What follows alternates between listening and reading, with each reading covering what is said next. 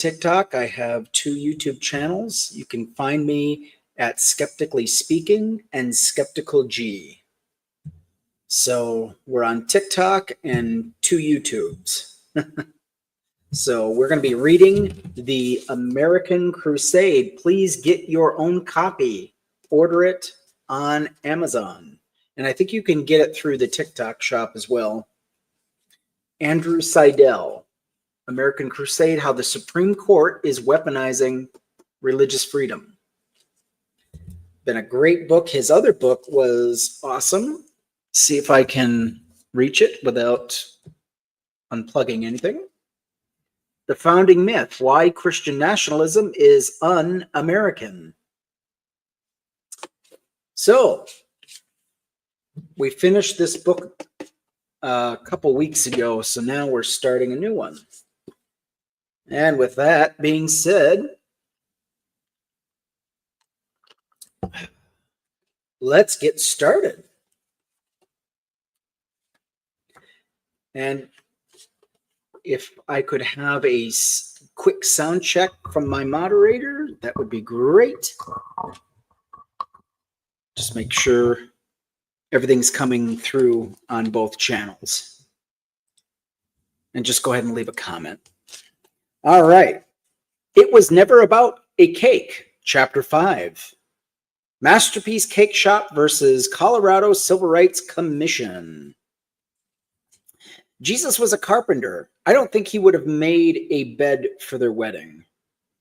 Jake Phillips, Masterpiece Cake Shop owner. Wow. Imagine the audacity. Jesus was a carpenter, and he thinks he knows Jesus that well that Jesus would have not made a bed for their wedding. What an odd thing to say. These Christian nationalists are insane. Charlie Craig and Dave Mullins decided to get married after 2 years together. Months before their wedding, they arrived at Masterpiece Cake Shop to taste some cakes and design their own. The owner greeted them warmly, and they sat to peruse photos of custom cakes baked for their customers. When the owner realized that Charlie and Dave were planning their own wedding to each other, the atmosphere seemed to darken.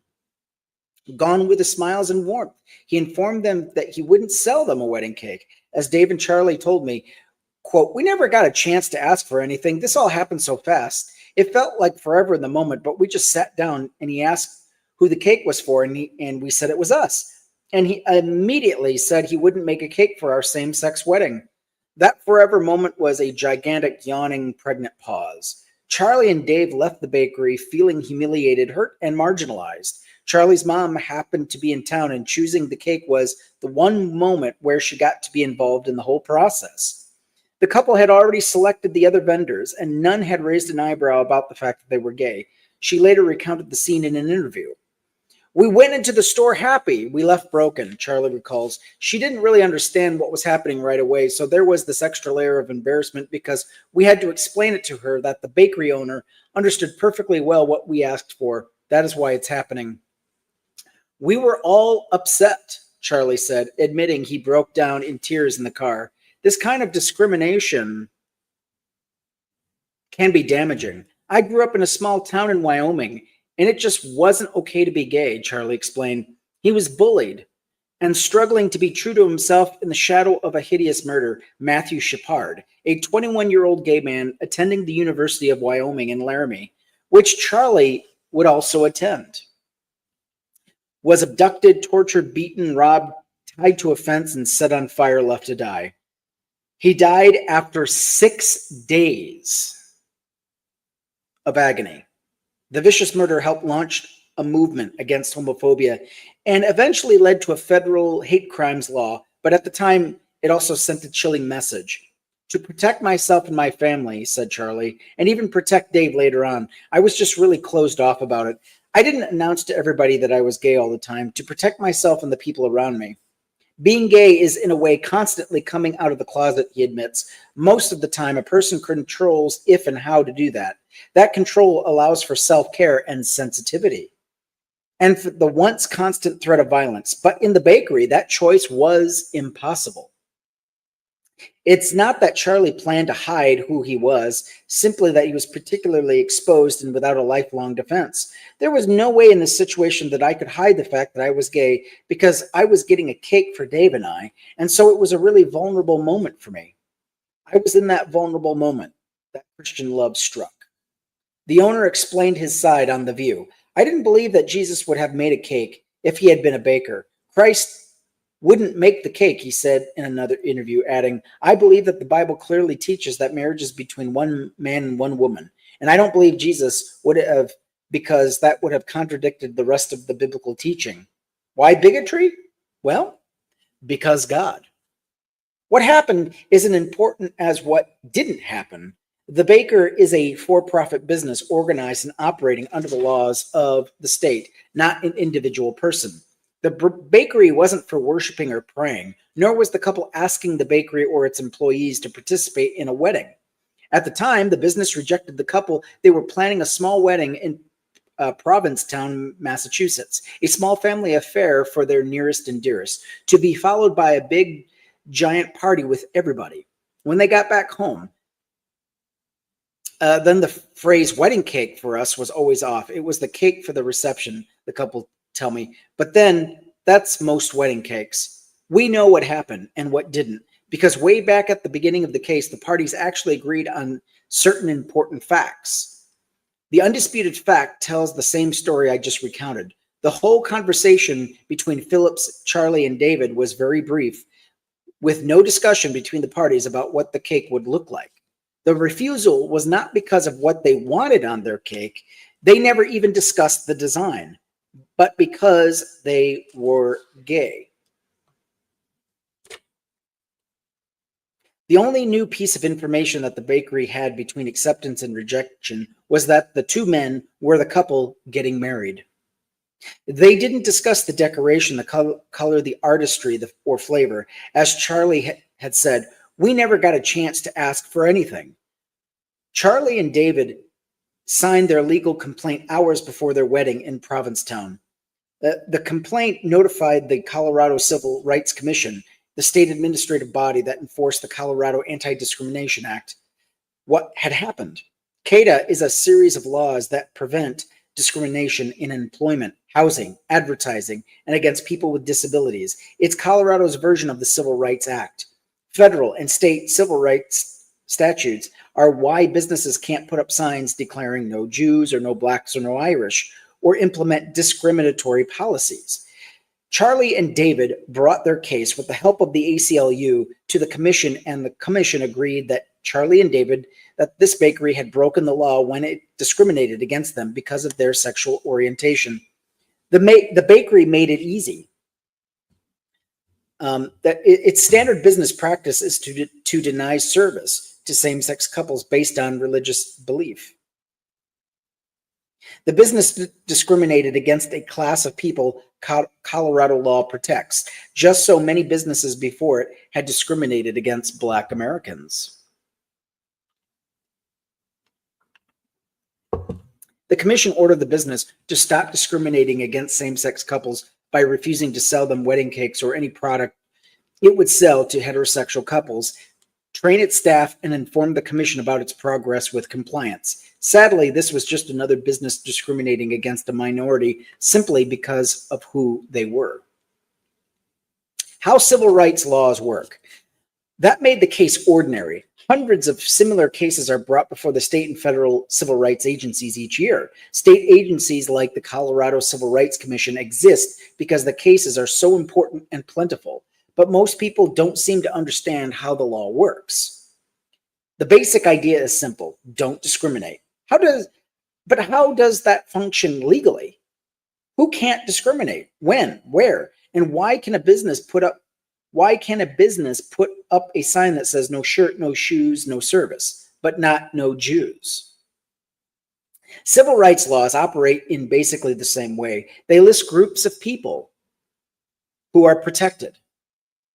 Then they list businesses, services, and the like that cannot exclude those people. The groups of people are known as protected classes. Colorado's Anti-Discrimination Act protected several classes: disability, race, creed, color, sex, sexual orientation, marital status, national origin, or ancestry. That's more than federal civil rights laws. These protected classes are statutory, established by law, and legislators may give additional groups protection if they choose. These laws establish clear legal rights, which is why line 2 is the central issue in these cases. Religion is not a license to violate other people's rights, including rights established by civil rights laws. As Charlie and Dave's case moved through the courts and up to the Supreme Court, the widespread unfamiliarity with civil rights laws bred thousands of bad gotcha analogies. Nazis in Jewish bakeries, bacon in kosher delis, KKK customers in black-owned businesses. Any good analogy here must have 1, a protected class that actually is protected under the law, 2, a place of public accommodation, and 3, a service that is being provided to others but denied to people in the protected class. Many of the analogies didn't involve protected classes. Imagine a Jewish baker being required to put a swastika on a cake, wrote the editorial board of the Chicago Tribune. Nazis aren't a protected class, so businesses can discriminate against them. Bigots aren't protected by civil rights laws, nor is political affiliation. There is an unintentional bigotry in this analogy. Why all of a sudden do gays get compared to Nazis and the KKK? Asked Dave. A good question indeed. Other analogies fail to include places of public accommodation. This means a public business, something that is meant to be open to the public. Your house does not count. Civil rights laws don't require you to host a gay wedding in your backyard. Finally, other analogies fail to understand a third requirement, the service aspect. If a business provides a service, it must provide it to members of protected classes. Civil rights laws do not tell businesses what they must sell, only that if the business sells a certain product, it cannot refuse to sell it to certain classes of people. For instance, if you don't bake wedding cakes for any customers, you don't have to start when a couple, gay or straight, asks. The government can't force a kosher deli to serve bacon because it never served bacon. The government can tell a kosher deli that it must the government can tell a kosher deli that it must sell a pastrami on rye to people in protected classes. That's how these laws work, with one caveat. They always exclude any place that is principally used for religious purposes. As the Colorado statute phrases it, from the definition of a place of accommodation. So no church, synagogue, mosque, or other houses of worship need worry about the gays kicking down their doors and forcing homophobic preachers to pronounce their marriage vows. Businesses organized and protected under the laws of the state have other rules to follow. Charlie and Dave's case was typical of its genre, but it was made special, a cause célèbre, by crusaders who saw an opportunity. The Alliance Defending Freedom strikes again. God's Warriors.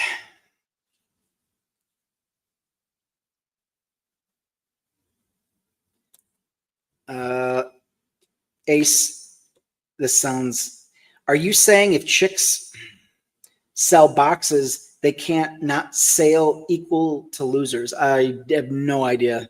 I'm sure that comment made sense. You'll have to rephrase that because I cannot make heads or tails of that comment.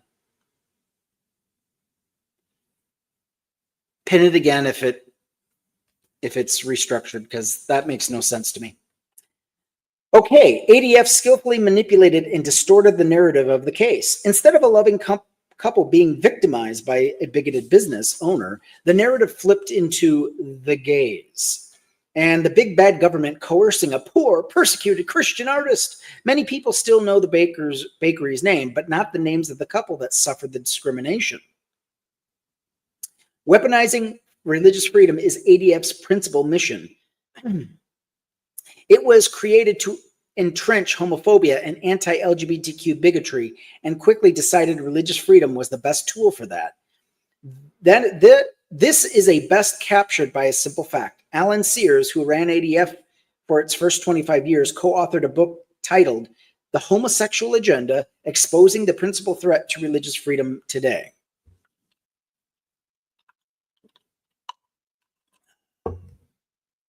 The title says it all, using religious freedom to oppose LGBTQ rights and equality.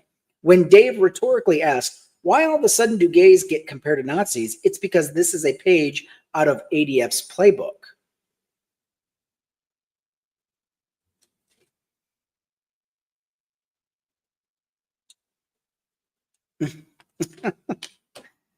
Okay.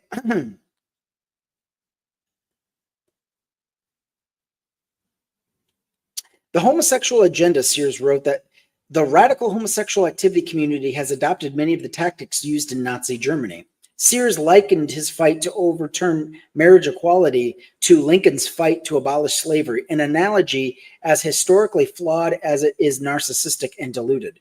Sears retired in 2017 after it was clear the Crusaders had captured the Supreme Court and would eventually succeed.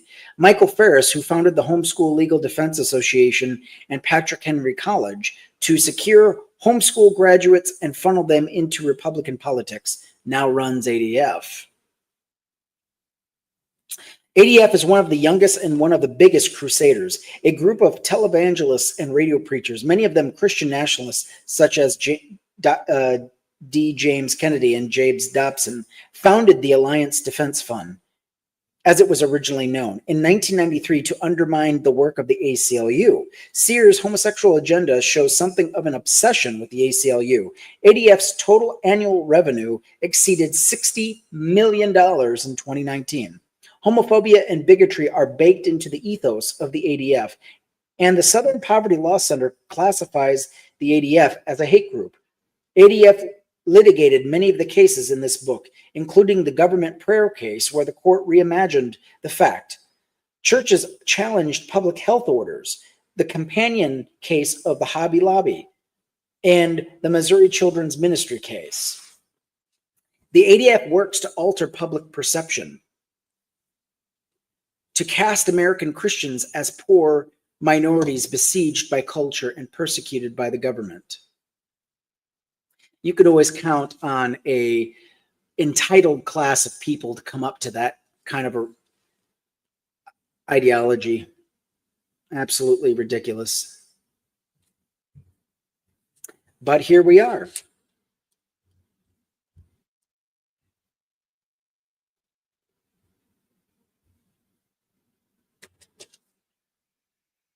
An Attorney General Jeff Sessions visited ADF's headquarters and consulted with it on a massive religious liberty memo he imposed on the DOJ. Trump made an attorney in ADF's allied network, Noel Francisco, Solicitor General.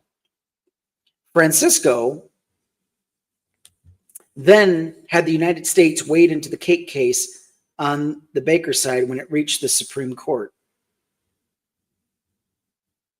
An extraordinary step, even participating in the oral arguments himself. It may be impossible to understand just how devastating that was when I was reading their brief in the Supreme Court. Charlie tells me, it didn't say the Trump administration, it said the United States of America. And that was just a really awful feeling to read those words, and the United States of America does not believe Dave and I have equal rights. ADF tainted almost everyone's understanding of reality with a comprehensive and expensive media strategy. But the ACLU outlawyered ADF at every step. ADF offered two big legal arguments. One, free speech. The government can't compel a person to craft a message in support of gay marriage. Two, religious freedom. The government can't compel a person to act against their religious beliefs, but these arguments depend on what actually happened that day at the bakery. Judges and law professors are fond of hypotheticals, but cases are about reality and impact real lives. Accompanying those arguments was a massive dodge, a business refusing to serve people, but ADF substituted a person for that corporation. We'll look at that distinction first, then free speech, then religious freedom. Baker or bakery. The Alliance Defending Freedom was remarkably successful at conflating the corporation with its owner, who comes off as a gentle, soft-spoken on camera. Soft-spoken bigotry is still bigotry, and the bakery was still a business. A business is a business mall, the Mission Trace Shopping Center alongside Freaky Smoke Shop, and Tattoo 9, Moho Massage, Vaporgate, and Pizza Hut, and the H&R Block, and other businesses. It's open to the public and, like other businesses, sells products. Not just cakes for special occasions, but t-shirts, candles, cookies, cinnamon rolls, banana bread, coffee, and mugs. If you buy a mug, you get a free coffee. The bakery is a legal entity organized under Colorado's law, which protects the individuals behind the business from personal liability. If a cake gives 50 people food poisoning, the bakery can be sued, but not the owner personally. The business may have to fork over some cash, but the owner's personal assets are protected. The business could borrow heavily and fail spectacularly, consumed by debt, but the shareholders and owners aren't personally liable for those debts.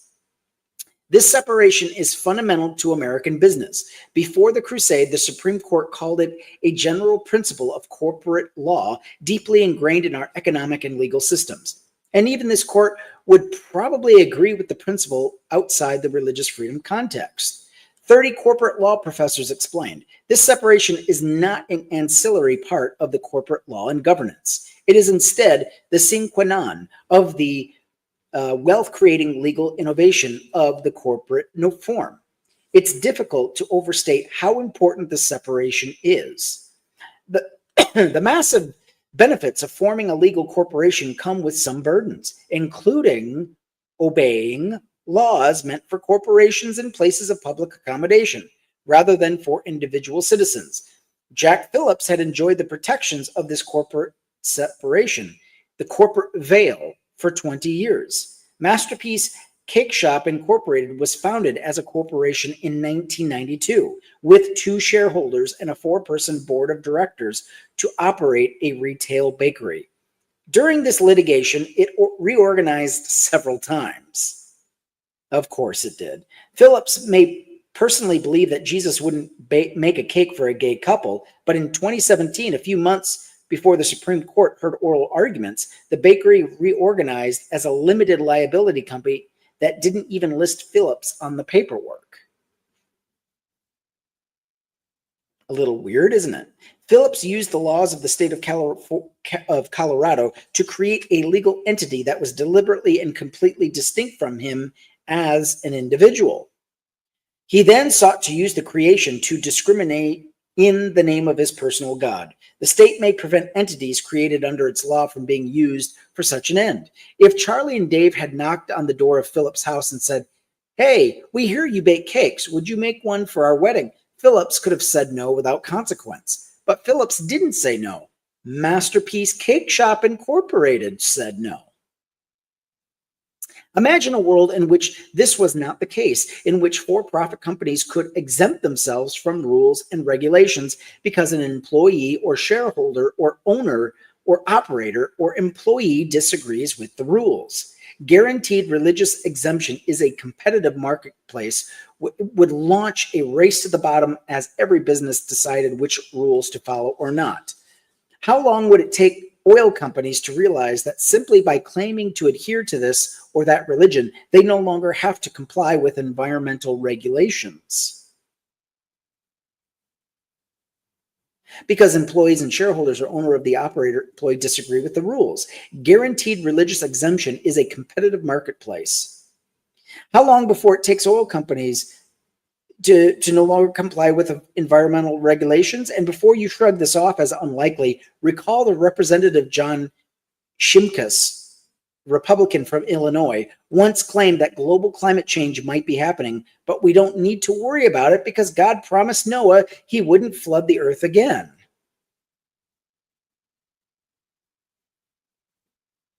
The Evangelical Declaration on Global Warming states 4 beliefs and 4 denials of belief, including, we deny that carbon dioxide is a pollutant. How hard would it be for a company to adopt this religious declaration as a sincere religious belief? Want to test your drugs on animals? The biblical God gave man dominion over the fish of the sea and over the fowl of the air and over the cattle and over all the earth and over every creeping thing that creepeth upon the earth. You want to keep women out of management positions? The Christian God permits no woman to teach or assume authority over a man. She must be quiet.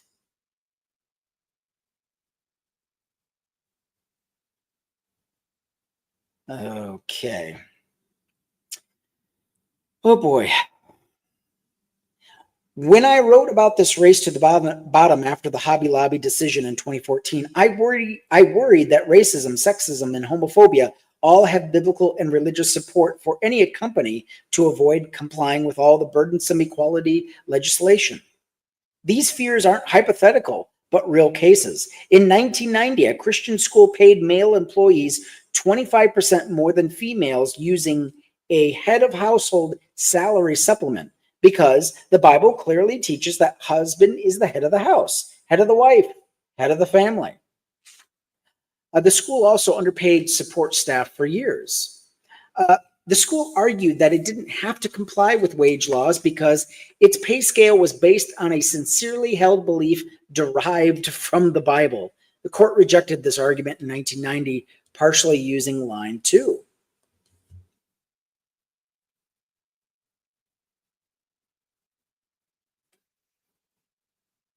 In another case, a religious nonprofit funded its proselytizing ministry with commercial business.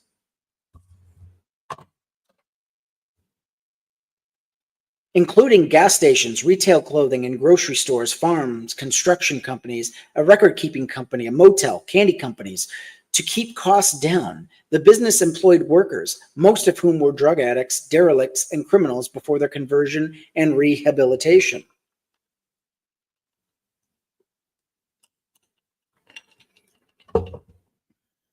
But didn't pay the workers a salary, instead, giving them food, clothing, shelter, and other benefits. The businesses had a sizable edge over secular competitors because they didn't pay employees, let alone pay them fairly. The Supreme Court rejected the argument in 1983.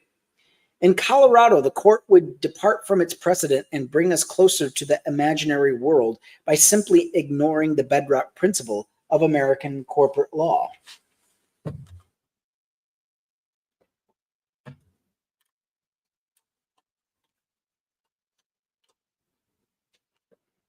Free speech. The parties agreed upon facts.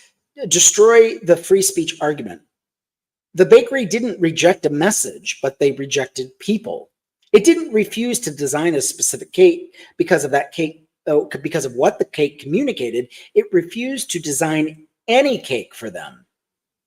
The first judge found that the undisputed evidence is that the Phillips categorically refused to prepare a cake for Charlie and Dave, same-sex wedding, before there was any discussion about what the cake would look like. Phillips was not asked to apply any message or symbol to the cake or to construct the cake in any fashion that would be reasonably understood as advocating same-sex marriage.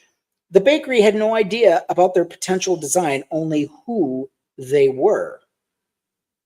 For all Phillips knew at the time, explained the judge, the couple might have wanted a nondescript cake that would have been suitable for consumption at any wedding. The free speech claim was specious, to say the least. It's also specious in another respect. What kind of a cake is gay? The couple asked me. It's a good point. What's the difference between a gay wedding cake and a straight wedding cake?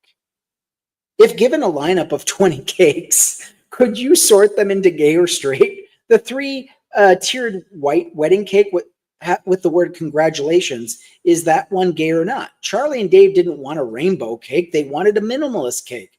Probably 3 tiers of white cake that incorporated red, teal, their wedding colors. In the end, that's pretty much what they got. It was only after they were discriminated against that they added a single rainbow layer under the icing. There's an argument to be made that cakes are expensive speech, but Justice Sonia Sotomayor disposed of this nicely in oral argument. The primary purpose of a food of any kind is to be eaten. Now, some people might love the aesthetic appeal of a special dessert and look at it for a very long time, but in the end, its only purpose is to be eaten. I love the Great British Bake Off more than the next person. But I agree, cakes are food meant to be eaten. At oral argument, much of the free speech discussion centered on hypotheticals involving chefs, makeup artists, sandwich artists, jewelers, hairstylists, hotel chefs, and more. Hypotheticals about denying service to the KKK were popular. There was often even a hypo about a cake celebrating Kristallnacht. These analogies were shockingly bad for the three reasons explained above. They were still trotted out by the nation's top jurists. Interestingly, the bakery admitted under questioning from Justice Alina Kagan that a hairstylist is absolutely not engaging in expression or protected speech. And neither are the makeup artist, Taylor, or most telling, the chef. Bakers are speaking, but chefs aren't, was the sum of the Crusader speech argument. Charlie mentioned another curious moment during oral arguments that undermines the free speech claim. They asked if Jack Phillips would give us an already made cake, a pre-made cake. There were quite a few such exchanges, and the Crusaders repeatedly said things like, in the context of a pre-made cake, that Mr. Phillips is happy to sell anything in his store. But Charlie told me that he was watching Phillips, not the justices, and while that was happening, Phillips was shaking his head no. So, yeah, they will take every opportunity to discriminate. They don't give a damn. Even while their lawyer is trying to eke out something, just to give the judges something to go on, this piece of shit is sitting off to the side, shaking his head. No, I wouldn't sell them anything if I found out they were gay. This is what an entitled, protected class looks like. This is how they act. This is called protected bigotry. Okay, let's not get it twisted. Between oral argument, admissions, and the undisputed facts, it would have been almost impossible for the court to decide the case in the baker's favor on free speech grounds. So instead, the court decided the case on religious freedom, but probably not how you remember. Hostility towards religion. The Supreme Court should have reiterated line 2 in this case. Sorry, bakery, your owner's religion does not trump the rights of others. Done. Instead, it invented some hostility against a bigoted bakery. Essentially, it gave the bakery a get-out-of-jail-free card. It didn't fully weaponize religious freedom. This was before Kavanaugh and Barrett, when Kennedy was still the swing vote. Reading between the lines of Kennedy's 7-2 opinion, it sounds like the court was looking for a way out of deciding a case that initially seemed to involve simpler issues. The justices held that the Colorado Civil Rights Commission said mean things about the religion of a man who runs the bakery. The court claims this hostility tainted the entire civil rights case against the bakery, and so the court threw it all out. In doing so, it ratified the bakery's overt hostility toward LGBTQ people. Hostility toward religion was barely mentioned by the parties, let alone argued as a central pillar of the case. In 345 pages of briefing from the principal parties and the United States, it was an afterthought. Maybe 11 paragraphs and one footnote mentions hostility. In the 87 minutes of oral argument, hostility toward religion came up during a brief exchange between Justice Kennedy that, though short, is in hindsight revealing because Kennedy tipped his hand. This exchange was noteworthy but unexpected even for conservative observers. Kennedy mentioned a single quote by one commissioner that he actually misattributed to a different commissioner, inadvertently confessing to the rhetoric nature of the comment. It was so unimportant, he couldn't get the name right. Hostility was barely mentioned in the briefing and misattributed in oral arguments because hostility wasn't real. We are witnessing its creation. In the opinion, Kennedy wrote, the neutral and respectful consideration in which Phillips was entitled was compromised here. However, the Civil Rights Commission's treatment of this case has more elements of a clear and impermissible hostility toward the sincere religious beliefs that motivated his objection.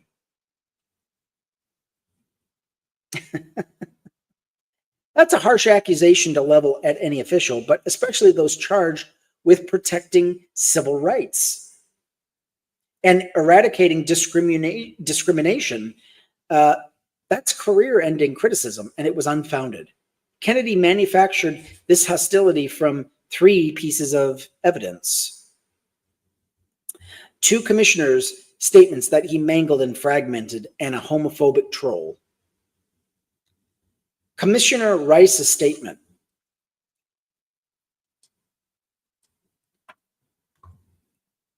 Kennedy focused primarily on one statement by Commissioner Dianne Rice, which he misattributed to another commissioner in oral arguments. Rice's comments came after the case was over. The commission responded. The notice of appeal had already filed. The commissioners had considered the merits and were just deciding whether or not to stay their final order. They had already rejected the bakery's arguments 3 separate times and voted unanimously against the stay.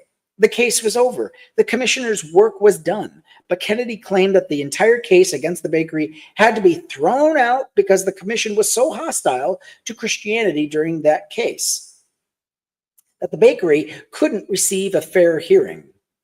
But Rice's comment was quite literally the last substantive comment in that hearing, and therefore the commission's inquiry. She said, "Religion of freedom and religion has been used to justify all kinds of discrimination throughout history." So far, so true. Whether it be slavery, whether it be the Holocaust, whether it be, and I mean we can list hundreds of situations where freedom of religion has been used to justify discrimination. And to me, it is one of the most despicable pieces of rhetoric that people can use to use their religion to hurt others. So that's my personal point of view. Where in the fucking goddamn hell is the attack? I ask you. Everything she said in that statement was true. There's no attack. Can anybody point out to me the attack in that statement? Religious freedom has been used to justify discrimination. Yes, they did that in the Deep South. They used it to justify slavery in the 1800s. They used religious freedom to discriminate against Black people.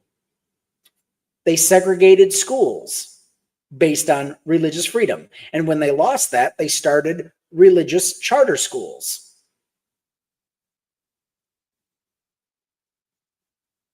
These people are the snowflakiest of the snowflakes. Kennedy's retelling truncated Rice's quote to exclude the final sentence, so that's just my personal point of view.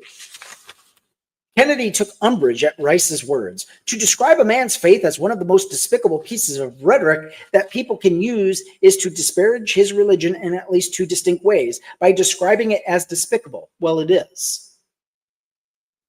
And also by characterizing it as merely rhetorical, something insubstantial and even insincere. Okay, I'll give you that. It's sincerely held bigotry. There. Happy? Thank you for the squirrels. I appreciate it.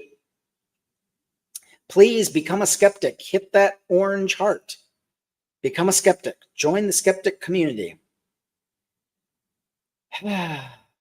Rice later told me that Kennedy's rendering of her words was wrong on many levels, but I think it's a deliberate misreading. Rice was arguing for line 2, a line the Supreme Court upheld until this crusade. When Justice Alito delivered the keynote address to Leo's Federalist Society, he mentioned not only the Masterpiece Cake Shop case, but also singled out Rice's statement for additional opprobrium.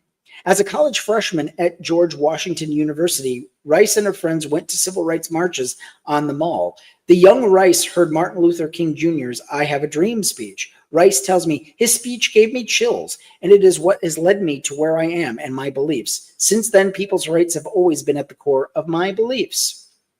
Rice comes across as a thoughtful, careful public servant, concerned with the rule of law and human rights, nothing like the bigot of Kennedy's opinion. I believe to my core that every person should be allowed their faith and their beliefs, and far be it for me to criticize, but I will always believe it's wrong to use your religion or beliefs to hurt or discriminate against someone else. That's line 2. She believes in freedom and equality, but that necessarily means one person's religion cannot trump another person's rights. I asked Rice about being the Supreme Court scapegoat. I was very disappointed and hurt at the time, but said she also had the perspective throughout our conversation. She touched on the hurt and anger over Kennedy twisting her words, but her overriding feeling was frustration that this might have hurt civil rights. I really regret that the work of the Civil Rights Commission was hurt. That's my biggest regret. She worried that Kennedy's decision made the entire Civil Rights Division take a step back and say, maybe we can't fight this battle. Her name is Sally Alice, says, it's Judgment Day for y'all. I am. Y'all lost. Thank Jesus for that. Would you even recognize Jesus if he walked up to you? Would you even recognize Jesus? Would you recognize him if he came across the southern border and got thrown in a cage and deported? What if he walked into a church that you'll probably never go to? Jesus is the TVA companies. My God, this person. Religion poisons everything, does it not? It poisons our minds. It poisons just the way we communicate. It poisons how we interact, doesn't it? This person can't even put, yeah, oh yeah. Now they want to spam. Okay, Sally. Let's do this.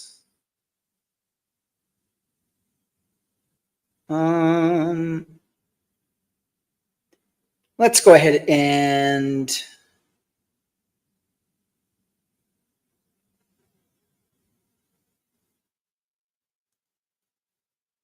mute. Let's see if that works. Thank you for the follow. I appreciate that. Filter comments similar to those flagged by our community. What in the world? These comments are disruptive or spam comments, potentially unkind. Oh, come on. Spam comments are fine. I'll allow that filter. But unkind words, I'm okay. I can deal with unkind. All right. If she's done crying, I'll go ahead and continue. It also shattered some illusions she had about this court, which many Americans still have. It hurts. It made me somewhat angry. It made me realize that I wanted the Supreme Court to be that one place, that one pillar in our democracy that is above politics, where the decisions are made on the basis of law and precedent. I thought that they left their political bias behind. I question that every day now. Rice's statements are, of course, true, and they're true to the extent she was talking explicitly about religion rather than religious freedom. Half of Americans who opposed same-sex marriage in 2012 justified that stance by citing their religion or the Bible. Religion has been used to justify slavery and murder. More to the point, the Bankery is the case was claiming a right to discriminate based on religious freedom. Religiously motivated bigotry was one of the issues of the commission and had to decide because the Bankery made it an issue. Judicial bodies routinely declare that bigotry and discrimination are wrong, abhorrent, odious, and even despicable. Many Supreme Court justices have said so. Kennedy himself, in an opinion penned during the previous term, said via quote, that racial discrimination is odious in all aspects and especially pernicious in the administration of justice. But saying that such bigotry is motivated by religion, even when true and the bigot himself is claiming so, is apparently a bridge too far. Commissioner Hiram's statement. Kennedy also constructed hostility from another statement in an earlier meeting. One commissioner suggested that Phillips can believe what he wants to believe, but cannot act on his religious beliefs if he decides to do business in the state. A few moments later, the commissioner restated the same position. If a businessman wants to do business in the state and he's got an issue with the laws impacting his personal belief system, he needs to look at being able to compromise. Kennedy suggesting different interpretations were possible, but chose to read those as inappropriate and dismissive comments, showing the lack of due consideration for Phillips' free exercise rights and the dilemma he faced. This is so disingenuous as to be dishonest. Commissioner Raju Hiram was restating lines 1 and 2. In the first sentence, Kennedy mangled. The transcript actually reads, "I don't think the act necessarily prevents Mr. Phillips from believing what he wants to believe, but if he decides to do business in the state, he's got to follow inaudible." In the second sentence, Hiram was trying to quote a concurring opinion in the New Mexico Supreme Court's Elaine photography case, in which the court said a photography business cannot discriminate against LGBTQ couples. The Supreme Court refused to hear that same case 3 years before it accepted Charlie and Dave's case. Justice Ruth Bader Ginsburg cites the same case in her Hobby Lobby dissent. Hiram explicitly invoked the court's decision these same justices allowed to stand. And I believe it was the best said by the judges in the New Mexico case, where the laws are here to protect individuals from humiliation and dignitary harm. I'm referring to the comments made by Justice Boson in that case. And essentially, he was saying that if a business wants to do business in the state, he's got an issue with the laws impacting his personal belief system. He needs to look at being able to compromise. And I think it was very well said by that judge. This thoughtful public servant was not offering an off-the-cuff opinion, but trying to decide a clearly identical case by referring to the opinion of top jurists in a similar case that the Supreme Court let stand. This is how public officials should behave. The judicial passage to which Commissioner Hiram was referring is eloquently on the necessity of line 2. At its heart, this case teaches that at some point in our lives, all of us must compromise, if only a little, to accommodate the contrasting value of others. A multicultural, pluralistic society, one of our nation's strengths, demands no less. The owners of the photography business are free to think, say, to believe as they wish. They may pray to God of their choice and follow these commandments in their personal lives wherever they lead. The Constitution protects the owners in that respect, and much more. But there is a price, one that we all have to pay somewhat in our civic life. In the smaller, more focused world of the marketplace, of commerce, of public accommodation, the owners have to channel their conduct, not their beliefs, so as to leave space for other Americans who believe something different. That compromise is part of the glue that holds us together as a nation, the tolerance that lubricates the various moving parts of us as a people. And I think it's safe to say we have gotten well far away from that. Wouldn't you say?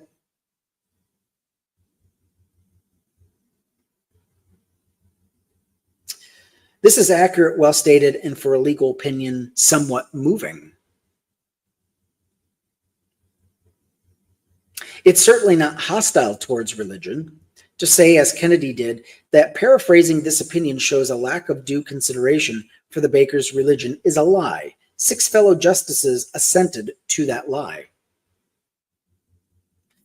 Raju Hiram grew up in the Hindu faith, in Madras among Muslims, and had a Zoroastrian mentor. He went to an Irish Catholic school, then a Syrian Christian school, then a Jesuit college for a time, and an engineering school before coming to the States for graduate school. He told me that he served on the commission to give back to the community. One conversation revealed a thoughtful, measured man, neither Democrat nor Republican, a small businessman, a caring person trying to do the right thing. I was sick when I saw what the justices said about him. That was not pleasant. When I asked how it feels knowing that because of this opinion, his name will be remembered in this way, he responds that it is, in a word, appalling. He even hoped that the court might revisit this decision and set the record straight, clear his name, as it were. After reading Kennedy's opinion, Hiram tells me, I think I decided it correctly. No, businesses do not have the right to refuse service to anyone. That is incorrect and wrong. They do not have the right to refuse service to anyone arbitrarily. If you are serving the public, then you do not have the right to pick and choose who you're going to serve. David Mallum thinks he's a lawyer. Oh my goodness, how cute. How good of you to join us. Thank you. Let's see. Largely because of these two statements, Kennedy wrote, Philip's religious objection was not considered with the neutrality that the free exercise clause requires. This is not only wrong, but absurd. At worst, religious bigotry was called out in mild, truthful terms, and only because the bakery made it an issue, and only after the case was decided, Kennedy took issue with the tone. Then the White House press secretary, Sarah Huckabee Sanders, was, of course, actually not far off the mark when she said, the Supreme Court rightly concluded that the Colorado Civil Rights Commission failed to show tolerance and respect to the bakery's religious beliefs. Or to quote Kennedy, this sentiment is inappropriate. That was about tone and propriety, not the law. Basically, the commission was mean. No. It's not about the situation. You do not get to pick and choose which of the public you get to not service. And we're not talking about people who are belligerent, acting stupid, or causing havoc and mayhem. We're talking about people coming into an establishment like a restaurant and ordering something or buying something that everyone else gets to do, order or buy. And the business owner or the employee decides, oh, I don't want to serve black people today. Or, oh, this person looks gay. I'm going to refuse them service. They can't do that. That's why we have civil rights in this country. I know some of you racist MAGAs are really, it chaps your ass every time you hear civil rights. And I know you want to go back to the 1950s, or hell, even further back. I understand you want to do this, but you can't. I have a good soul. I don't know. Have you seen inside me lately? It's tough. But thank you for the kind words anyway. Oh, the commission was mean. The decision elevates delicate Christian sensibilities over the civil rights of citizens. To offend Christianity, even in the slightest manner, is to be hostile to religion in a way that violates the Constitution. Have you seen the way these Christian nationalists treat Satanists? Have you seen it? Have you seen how they treat Muslims and Hindus? These people are nasty sons of bitches. Ugh. The troll, a victim offered Kennedy the final piece of evidence for the commission's hostility toward Christianity. The internet slang, a troll, is an attention seeker who traffics in inflammatory rhetoric to antagonize and sow chaos and discord. That's you, David. As Supreme Court author and journalist Ian Millhiser pointed out, to defend Masterpiece Cake Shop Incorporated, a troll visited other Colorado bakeries and demanded custom cakes with homophobic imagery and Bible verses. For instance, an image of two groomsmen holding hands in front of a cross with a red X over the image, decorated with Bible verses, like God hates sin, homosexuality is detestable sin. The troll filed 3 cases. All 3 recount him asking for Leviticus 18, which says, give the following instructions to the people of Israel. I am the Lord your God. The troll can't even get his own biblical bigotry right. He meant Leviticus 18:22. Do not practice homosexuality, having sex with another man as with a woman. It is a detestable sin. The troll's delicious biblical illiteracy, like some of the people in the comments, our inattention to detail are fitting. He's a young earth creationist who founded Jesus camps and gave Christians biblically correct tours of zoos and science and history museums. He agreed that inclusive public schools are whorehouses and we need to burn them down. Not just that, but that earlier generations of Americans would, if alive today, tear the bricks out of the walls and use the bricks to stone the apostates. This is what these religious fundamentalists actually believe. When you give people like this power, when you give them any leeway in your government, this is the type of rhetoric. You think the Muslim extremists are violent? These people are hand in glove with that movement. These people would bring back stoning if they could get away with it.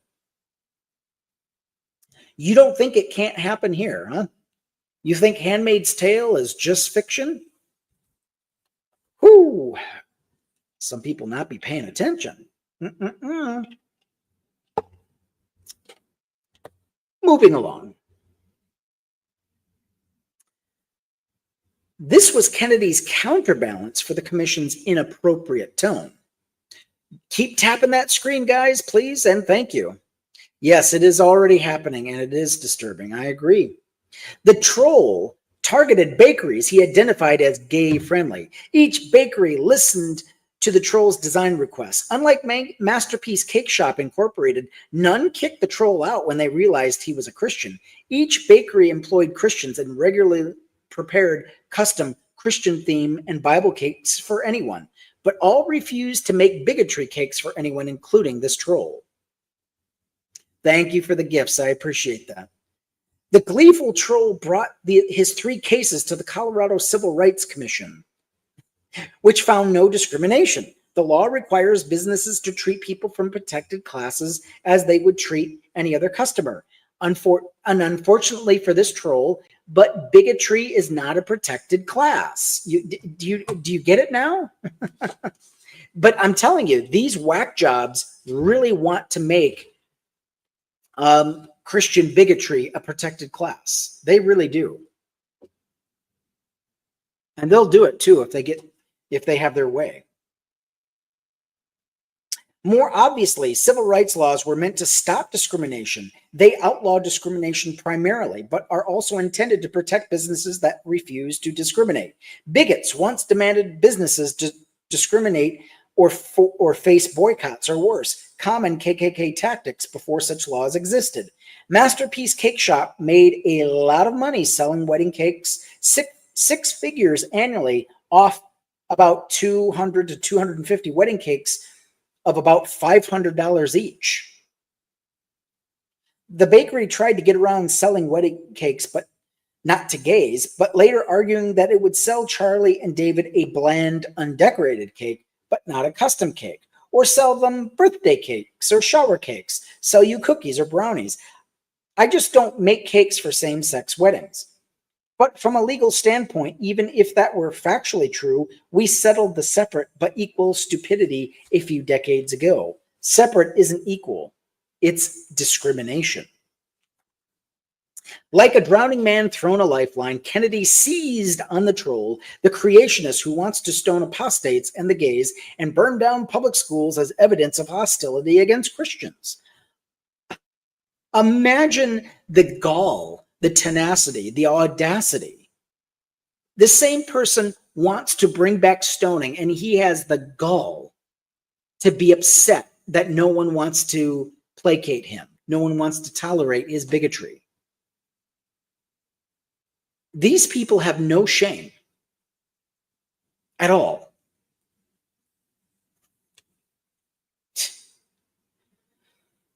This exposed the raging hypocrisy at the center of the opinion. Kennedy pointed to the explicit religious bigotry of that troll who wanted to proclaim that homosexuality is a detestable sin to justify his decision, while also arguing in that decision that it's hostile to religion to point out that bigotry in the name of God exists. Kennedy disproved his own argument. Religious freedom and civil rights laws. In Charlie and Dave's case, the justices all agree that civil rights laws are perfectly valid and legitimate. It's unexceptional that Colorado law protect gay persons. Nevertheless, a larger conversation wedges itself into arguments about whether religion should be a license to discriminate. Its basic thrust is that civil rights laws are wrong, though it's rarely phrased so candidly. Instead, the argument usually sounds something like, why not just get another cake from another store? Does that sound familiar? You don't want a bigot making your cake anyway. Just go somewhere else, or sometimes the free market punishes bigots with less business. Understanding the history and success of civil rights laws is crucial to understanding why these arguments are wrong. Martin Luther King Jr. explained in a letter to his fellow clergymen, penned on scraps of paper smuggled out of the Birmingham jail by his lawyers, the harm of these laws guard against. King listed injustices Black people have endured, such as being forced to sleep night after night in the uncomfortable corners of your automobile because no motel will accept you, and being constantly humiliated by nagging signs reading white and colored. Another outrage spoke to every parent.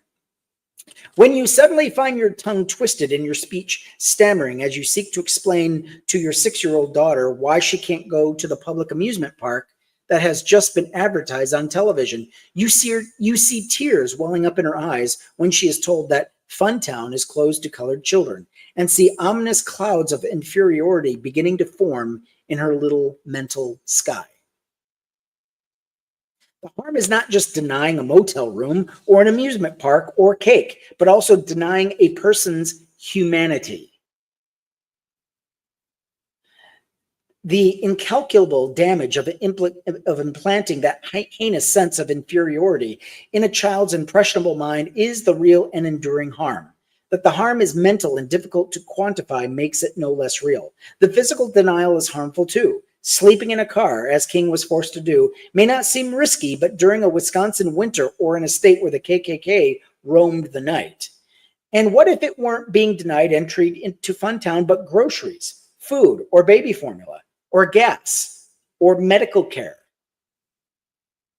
Just go somewhere else might not meet the exigencies or even be possible. Before the Civil Rights Act, entire towns denied services to Black people. The KKK firebombed businesses that dared to treat Blacks equally. Successful Black businesses were also targeted. Rampaging whites killed and jailed Black citizens in the Tulsa Massacre of 1921, and then targeted the thriving Black business community known as Black Wall Street, burning down 40 city blocks. 40 city blocks.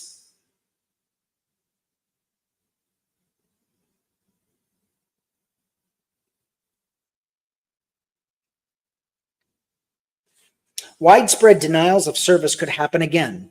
In early 2016, Georgia legislators proposed a new religious freedom law that would weaponize religious freedom just like Mississippi's law.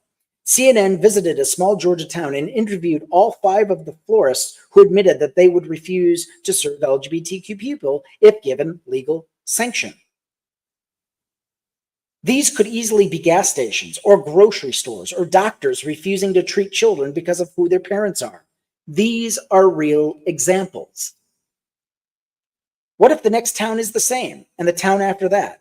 After civil rights groups organized pressure from businesses such as the NFL, Coca-Cola, and film and television studios, Governor Nathan Deal vetoed the Georgia bill. Without these laws, discrimination thrives, and the Supreme Court's utter failure to do the right thing in this case also led to more discrimination. Dr. Nita Corin documented a substantial increase in discrimination against LGBTQ people in the wake of this bad decision. Her team contacted about 1,000 wedding vendors, photographers, bakers, florists, 4 different times, pretending to be part of the same-sex couple before and after the decision, and pretending to be part of the opposite-sex couple before and after the decision. The court's decision seemed to have exposed same-sex couples to heightened risk of discrimination. It emboldened discrimination evenly across conservative, liberal, rural, suburban, urban divides. But the discriminatory effect of the decision was significantly more pronounced in countries with relatively more religious congregations per capita. Just look at the Native Americas. Well, Michael, biblical studies. What the fuck are you trying to say to me? Just look at the Native Americas. What is a Native America? Michael, you're going to have to work on your straw man arguments. You need to word them better. Enforcing civil rights laws work. The market, on the other hand, failed because market solutions assumed that people made rational rather than emotional decisions. We don't. One major political party has consistently convinced about half the electorate to vote against its own economic self-interest. Native Americans, what are you talking about Native Americans for? The way Native Americans have been treated in this country today, I think you need to keep their name out of your fucking mouth. I don't want to hear anything about the Native Americans. We're not talking about Native Americans in this live. We're talking about religious bigotry and weaponized religious freedom. That's what we're talking about. Native Americans own this country. We should leave. Okay. You're free to leave if you want. Moving along. Okay. Markets also reward bigotry. The reward mechanism is disputed, but exists. Chick-fil-A capitalized on its owner's bigotry. It became a hub for the anti-same-sex marriage brigade, and eating there became its own form of activism, leading to long lines and huge profits. Bigotry also brought notoriety and customers to Masterpiece Cake Shop Incorporated. Media profiles often include anecdotes about customers shopping to express their support for homophobia. It happens all the time. People organize fundraisers. One pulled in more than 300,000 and continues to take donations. Another raised 75,000. The company's legal team worked for free. It's inconvenient for me? No, it's not inconvenient. It's just bullshit. And I don't care. There's no inconvenience here. The bakery owner sold the rights for his book. A free, unrestricted market populated by irrational, emotional consumers and producers is incapable of solving every problem, including discrimination against stigmatized minority. Finally, there is the freedom argument against the civil rights laws. 2 months after King was jailed in Birmingham, President John F. Kennedy delivered a televised address on civil rights. He wanted a law to guarantee all Americans the right to be served in facilities which are open to the public: hotels, restaurants, theaters, retail stores, and civil establishments. That law would be the Civil Rights Act of 1964. Kennedy was assassinated 5 months after this address. The Civil Rights Act went into effect July, and by October, the Supreme Court was hearing oral arguments in a case challenging the law. The owner of the Heart of Atlanta Motel was a virulent segregationist and an attorney. I guess education. Lincoln lined up a bunch of Native Americans. Well, Michael, your Bible advocates for entire groups of people to be wiped out. You know, you think that's evil, but the Bible, the same Bible that you're studying, actually talks about it being a good thing. So maybe you should look inward and stop going. You got to go, what, 250 years to find an example? I mean, next you're going to bring up what? Andrew Jackson, I guess? My goodness. You people are desperate. But thank you for coming in for the reading of American Crusade. You can always trust religious bigots to do the same thing. And they bring up straw man arguments, and they want to weaponize religious freedom. Yes, I am very evil. Thank you for noticing. I'm skeptical. And by your Bible standards, I'm very evil. Yes. It is a straw man argument. It really is. Because it's actually, no, it's worse than a straw man argument. It's apropos of nothing. It's not connected to what we're doing here. But you're here to embarrass yourself. You may, you know what? I'm going to give you the freedom to embarrass yourself. Continue. Oh, bigotry, rewards, media, blah, blah, blah, blah, blah. Yep. Oh, yeah. The owner of the Heart of Atlanta, he was an attorney, so he argued the case himself. The fundamental question I submit is whether or not Congress has the power to take away the liberty of an individual to run his business as he sees fit in the selection and choice of his customers. Does that sound familiar? This is exactly the same arguments these bigots are bringing to the table. Nothing has changed. They have no new arguments. The racist motelier rooted his liberty argument in the 13th and 14th Amendments. The audacity. The unanimous court batted away the arguments with a restrained contempt that I find pleasing. It would be highly ironical to use the guarantee of due process, a guarantee which plays so important a part in the 14th Amendment, an amendment adopted with the predominant aim of protecting Negroes from discrimination. In order to strip Congress of power to protect Negroes from discrimination, recall that the same business that yearn for freedom are taking advantage of many laws and regulations that protect them from financial and legal liability when they breach a contract or human finger ends up in a customer's food. A disturbing common occurrence. Strings can be and should be attached to these protections. Perhaps the most grotesque iteration of this freedom argument is the forced equality amounts to involuntary servitude. That violates the 13th Amendment. Slavery. The 13th Amendment abolished slavery and involuntary servitude. Attached to the contemptuous sentence, batting down the Motelier's 14th Amendment freedom argument, is a derisive footnote explaining that the Motel's 13th Amendment argument is so insubstantial that it requires no further discussion. Crusaders actually made the same argument to the court more than 50 years later in the Cake case. The Foundation for Moral Law, disgraced and twice removed Judge Roy Moore's outfit, argued that Phillips has been subjected to involuntary servitude. Having to obey the law is involuntary servitude.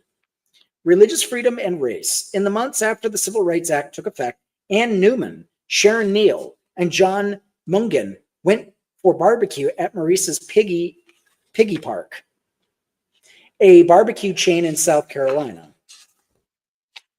Good Lord. This is long.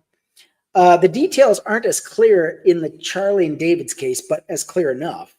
The restaurant was the kind of place where you pull in, park, a server comes out to your car to take your order. When Anne, Sharon, and John stopped by, the server saw that they were black and went back into the building without taking their order or saying anything to them.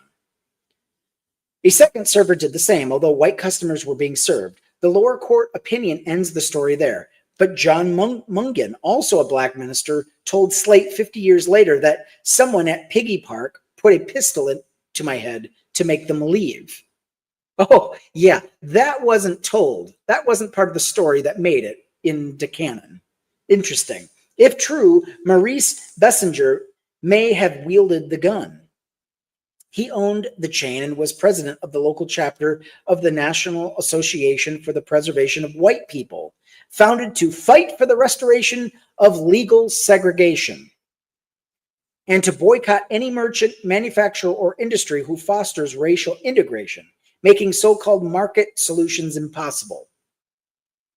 Yeah. Bessinger was known to proclaim God gave slaves to whites and believed South Carolina's biblical slavery was a kind of form owning of human beings. Is Goofball still here? Or did he leave? Let me see. Michael. Yes. Is he still here?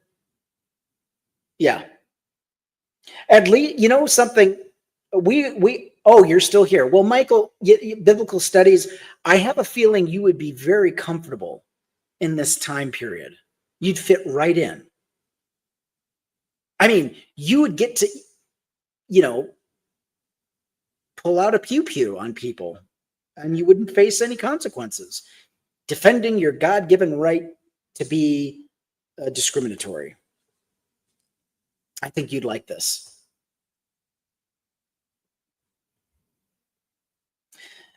How so? I'm for the Native Americans. I highly doubt that.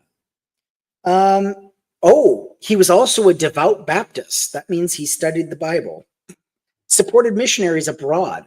Oh, that sounds like the church I used to go to.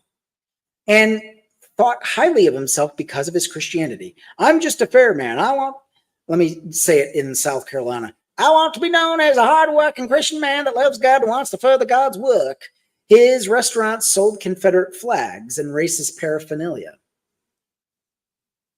including the biblical view of slavery. The Trail of Tears was actually, you can actually get biblical justification for the Trail of Tears. That's what makes the Bible so great. You can use the Bible for just about anything.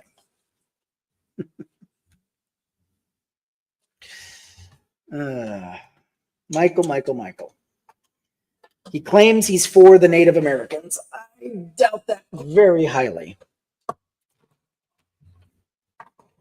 And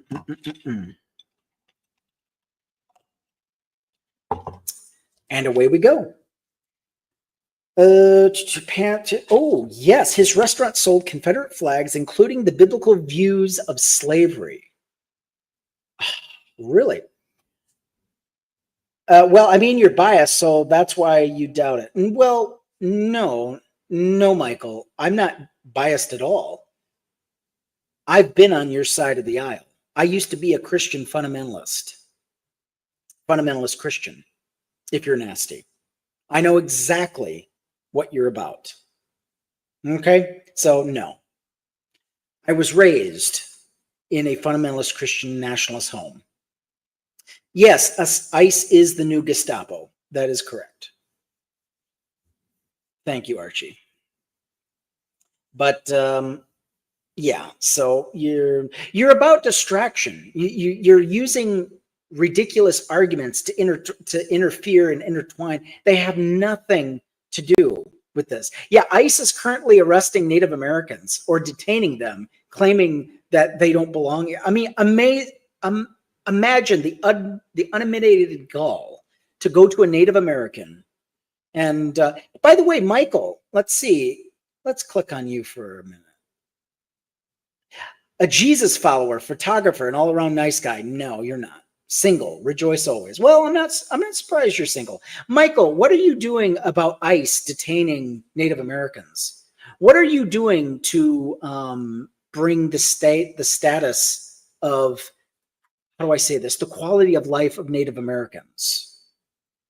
What are you doing for them? Because all you're doing is giving small bits of history that we all know. The Trail of Tears, we know that. Yes, Abraham Lincoln was nasty to Native Americans. We get that. What next? What are you doing to help the Native Americans? I would like to know.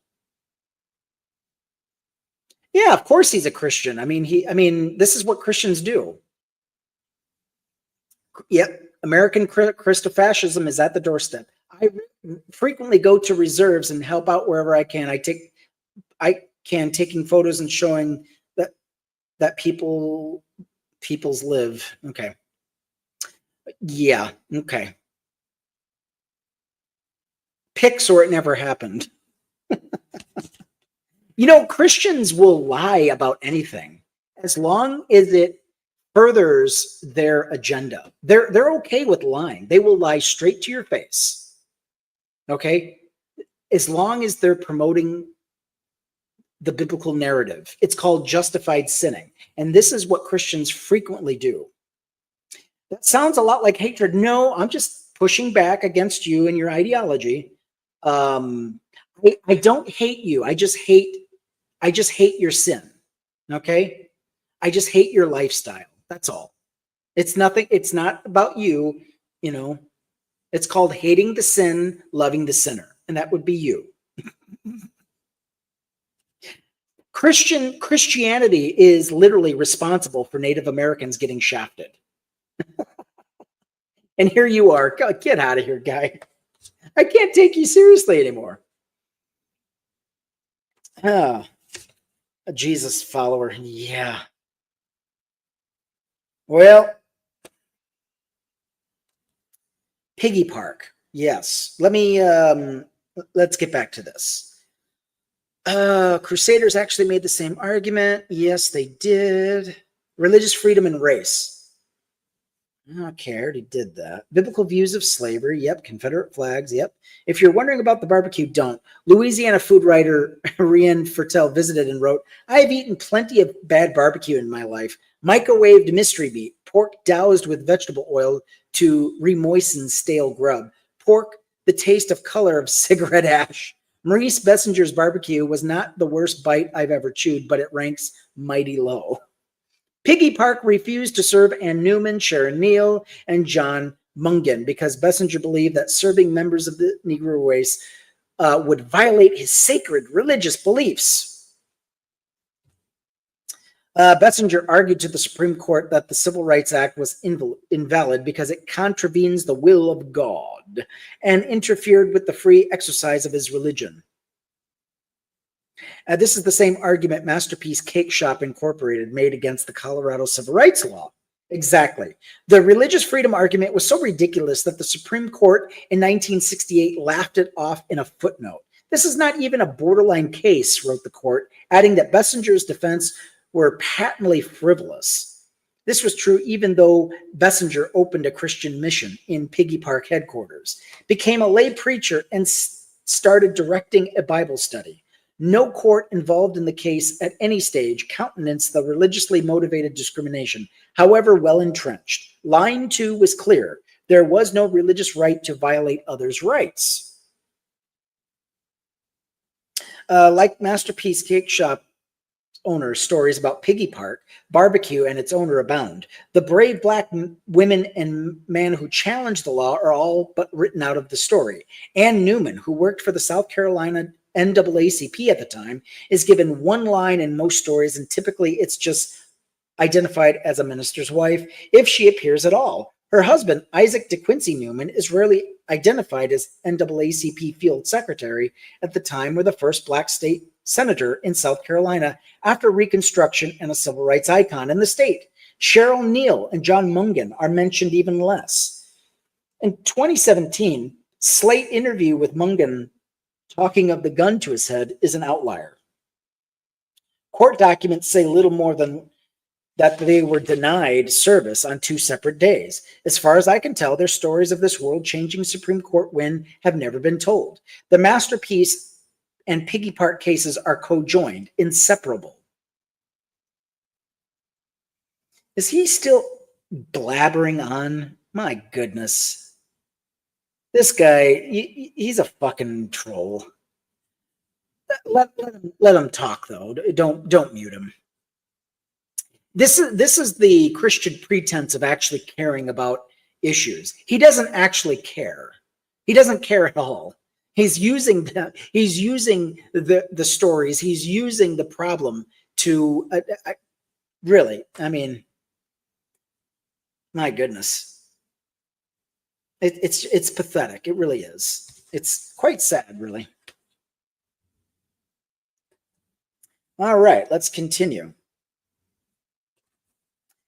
The Crusaders tried desperately to distinguish discriminating against one stigmatized minority from discriminating against the other, but they failed utterly and repeatedly. I think this failure may be why the court pre-Kavanaugh didn't fully dive into the weaponized religious freedom abyss. It didn't, during oral arguments, none of the justices or the bakery's attorneys could draw a satisfactory line that would allow anti-LGBTQ discrimination, but not racial discrimination. Interesting. Interracial marriage was outlawed in many states, laws justified with Christianity. Right? Michael Biblical Studies? Interracial marriage. Remember that old chestnut? Okay. Oral arguments questioning Piggy Park about interracial marriage, and I'm going to skip the dialogue. The Crusaders' clumsy attempt to distinguish the indistinguishable boiled down to the bare assertion that race is different. Really? Is it now?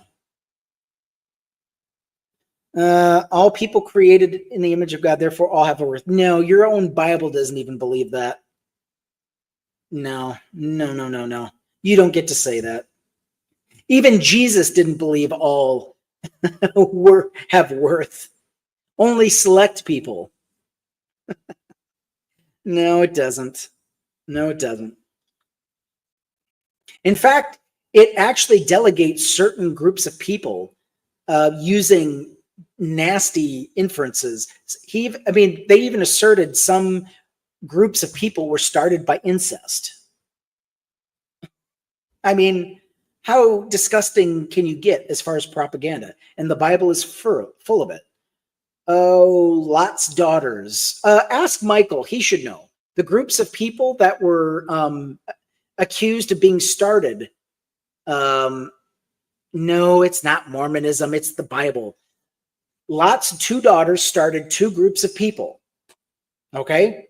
This is called propaganda. This is how you dehumanize groups of people, by saying, ugh, they're not of us because they got started by incest.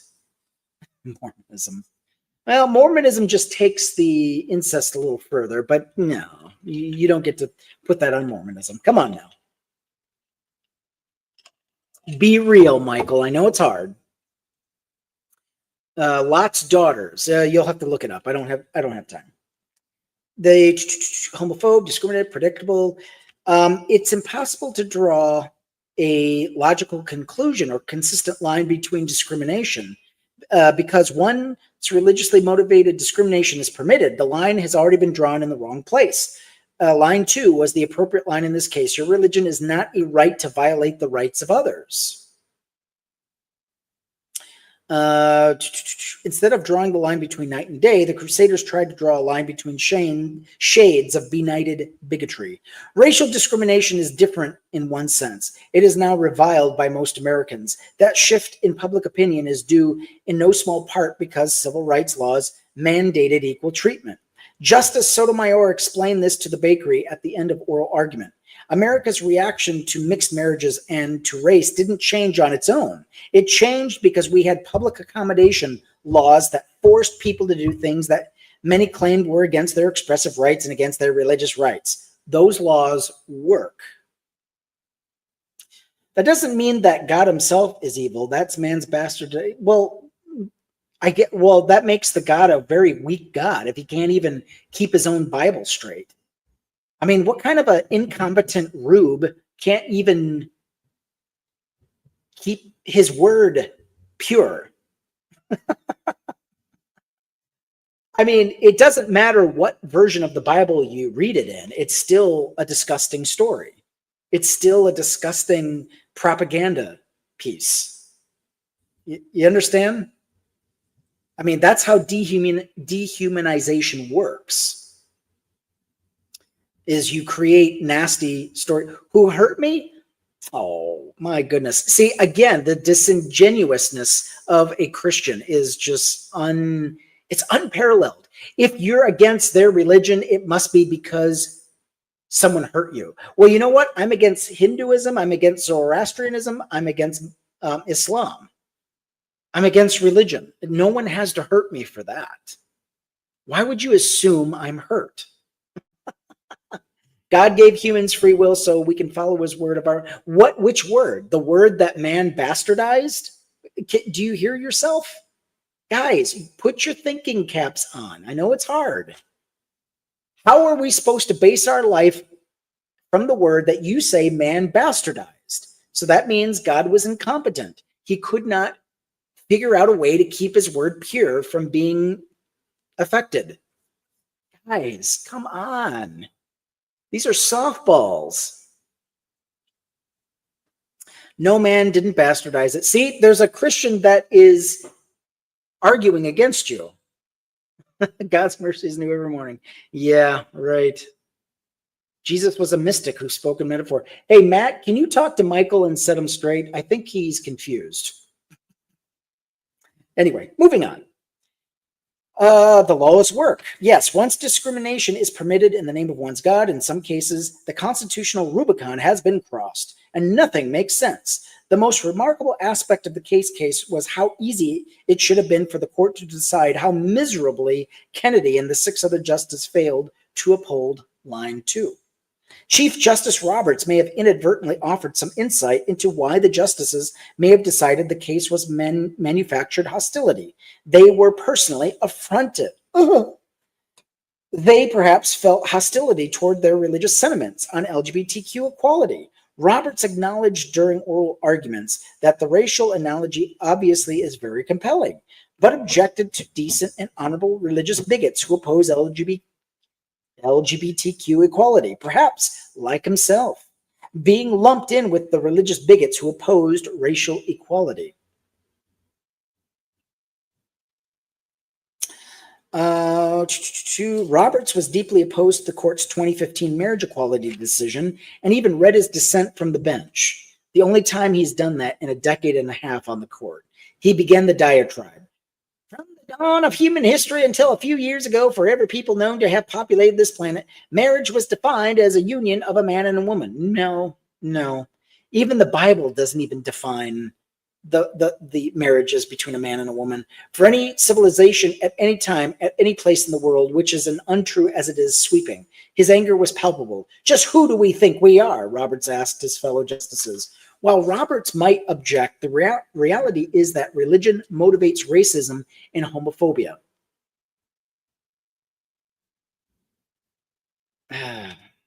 A year after the cake decision, Boone's Camp Event Hall, a Mississippi wedding venue, refused to rent to an interracial couple.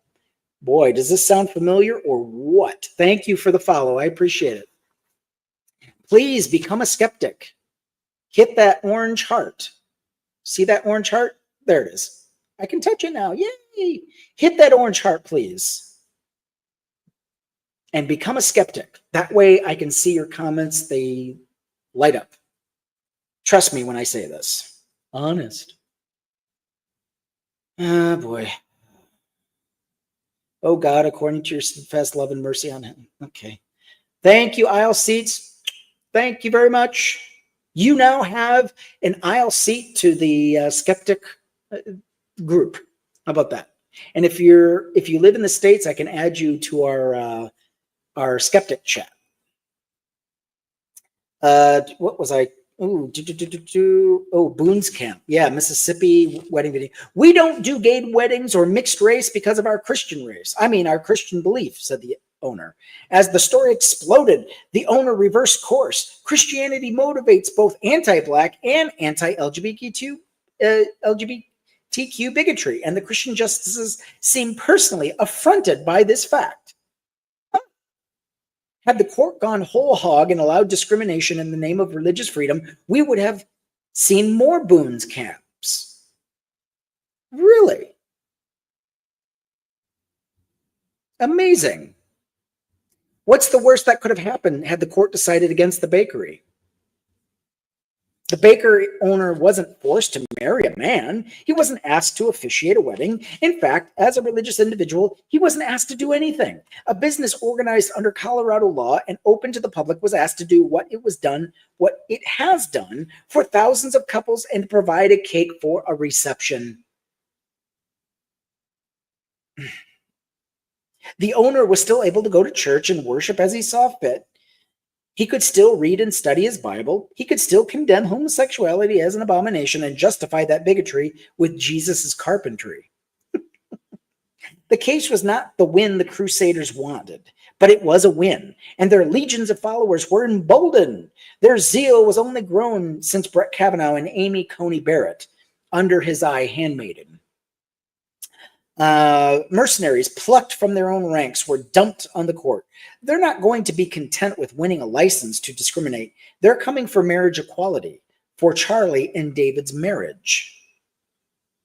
When all of this really got crazier and crazier, explained Dave, we just decided that we were always a team and that we were always going to put ourselves first in this process. They learned to communicate better, and while under media scrutiny, we've had to be able to read others' body language or eyes or pick up on certain words. They developed a language of silent hand signals they could use while holding hands. In the moment before oral argument, Charlie felt anxious and panicky. In the court, everyone except the arguing lawyers are packed tightly together on benches, including Charlie and Dave. I thought I was going to have a panic attack, Charlie recalled, but Dave was there. On the television show Arrested Development, each character has a taunting chicken dance they use to mock their fellow family members, none of them remotely resembling a chicken. Dave whispered in my ear everybody's chicken dance and made me laugh. I was able to carry on and not have a full-blown attack in the middle of the Supreme Court, a story that is all the more endearing if you watch any of these dances. Thank you for the follow. I appreciate that. Be a skeptic. Join the skeptic team. Hit that yellow heart, or orange heart, excuse me. For communicating with the eyes, certain words and hand signals, to simply putting their team first and growing as a couple. A lot of that was really beautiful, mused Charlie. Bigotry is a mean streak. or bigotry is meant to break, but Charlie and David fought back and found beauty in the struggle. There are cases in which hostility toward religion is a serious concern, and we'll see in the next chapter, but they are vanishingly rare against Christians in the United States. This should go down as one of the court's worst decisions: cowardly, mendacious, ratifying bigotry in the name of God. Opening hostilities, part 2. This will be the last chapter for today. Oof. Do you think I could? If only atheists like this man truly did more against religious extremism than sit in a TikTok live. You know something? Matt, you're right. I could be doing more against religious extremism. That is true. I don't think anybody here is doing enough. I don't think anybody here has said enough to push back against the lunatics of the religious right. I think you're correct. Pin that comment. Matt, you are correct. People like me are not doing enough against religious extremism.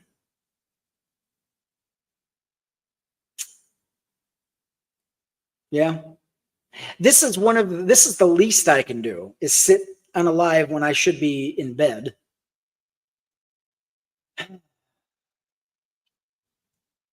I could be doing more.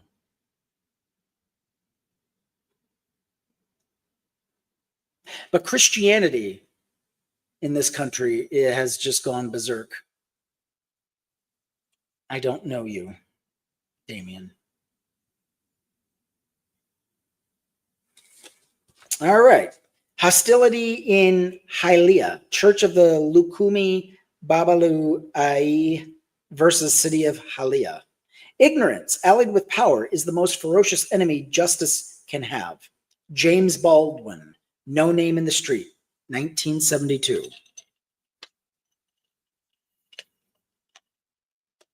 Yes, it has. It has gone absolutely berserk. That is for sure. The Constitution envisions religious freedom as a protection for minorities, not a weapon to maintain privilege. But as we've seen, the Supreme Court has been reversing this basic concept using hostility. A trio of cases shows the evolution of hostility in religious freedom cases. Before the court was captured and corrupted, it decided a case out of Hialeah, Florida, that vindicated the rights of a minority religion that the local government was deliberately suppressing. The court rescued the religious minority. This 1993 decision is now the textbook case of a government body crushing religious freedom by targeting a minority religion. We'll look at that case in this chapter. Then, just before Brett Kavanaugh's appointment bent the arc of justice toward the Crusade, it upheld Trump's Muslim ban, despite clear hostility. So much for religious freedom. Well, look at that in the next chapter. Finally, at about the same time as the Muslim ban, the court manufactured hostility toward a Christian in the cake case we explored in the last chapter. In each case, the government hostility toward religion was a central and decisive issue. But this kind of hostility is remarkably rare, as Kennedy observed in his opening line of the Hialeah case. In fact, that 1993 decision was the first time the court used hostility to decide a case, though it had discussed the idea regularly. Isn't what's called Christianity now just another form of capitalism? Yes. It's basically a dominionist belief, whereas you need to capture the marketplace for Christ.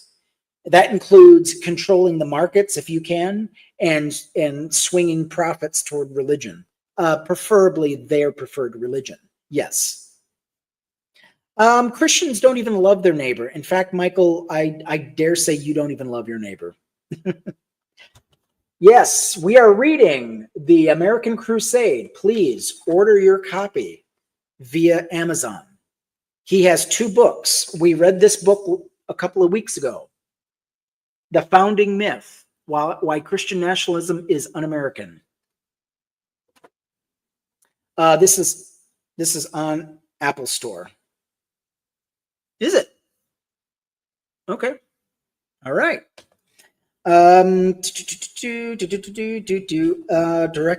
the hostility was genuine, directed against minority. The hostility was manufactured by the court. Of course it was. This evolution in the court's increasing reliance on hostility to decide religious freedom issues is one of the convenience, not principle. Hostility is now a pretextual hook to reverse engineer results. Is it on Apple Store? I don't. You mean Amazon or the book? Did you know that the Pope was a papist?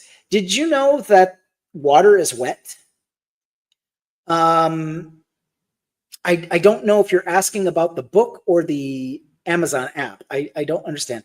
I don't think the book itself is on the app, but you can find the book on Amazon and wherever books are sold. I don't know if the book would be on Apple. I'm not the Apple Store. I don't know.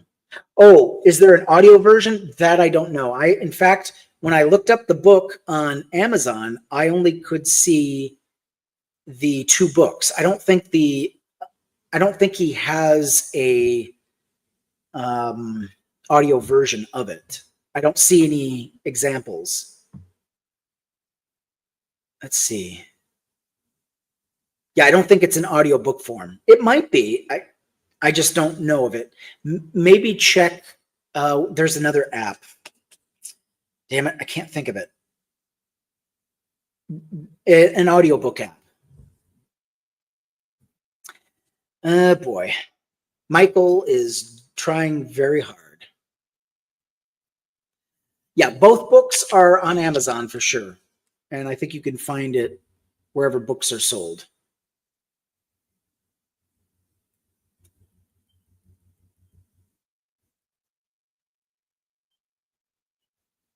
All right. These 3 cases show the court forging a weapon. Okay. America is in a civil war, and if we don't admit it, we can't fight it.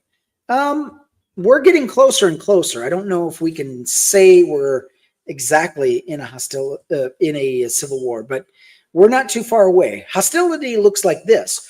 What can we do to prevent the church from opening? The city council president asked, voicing the angry crowd's feelings at a mob-like emergency meeting of the Hialeah City Council on a hot June night in 1987.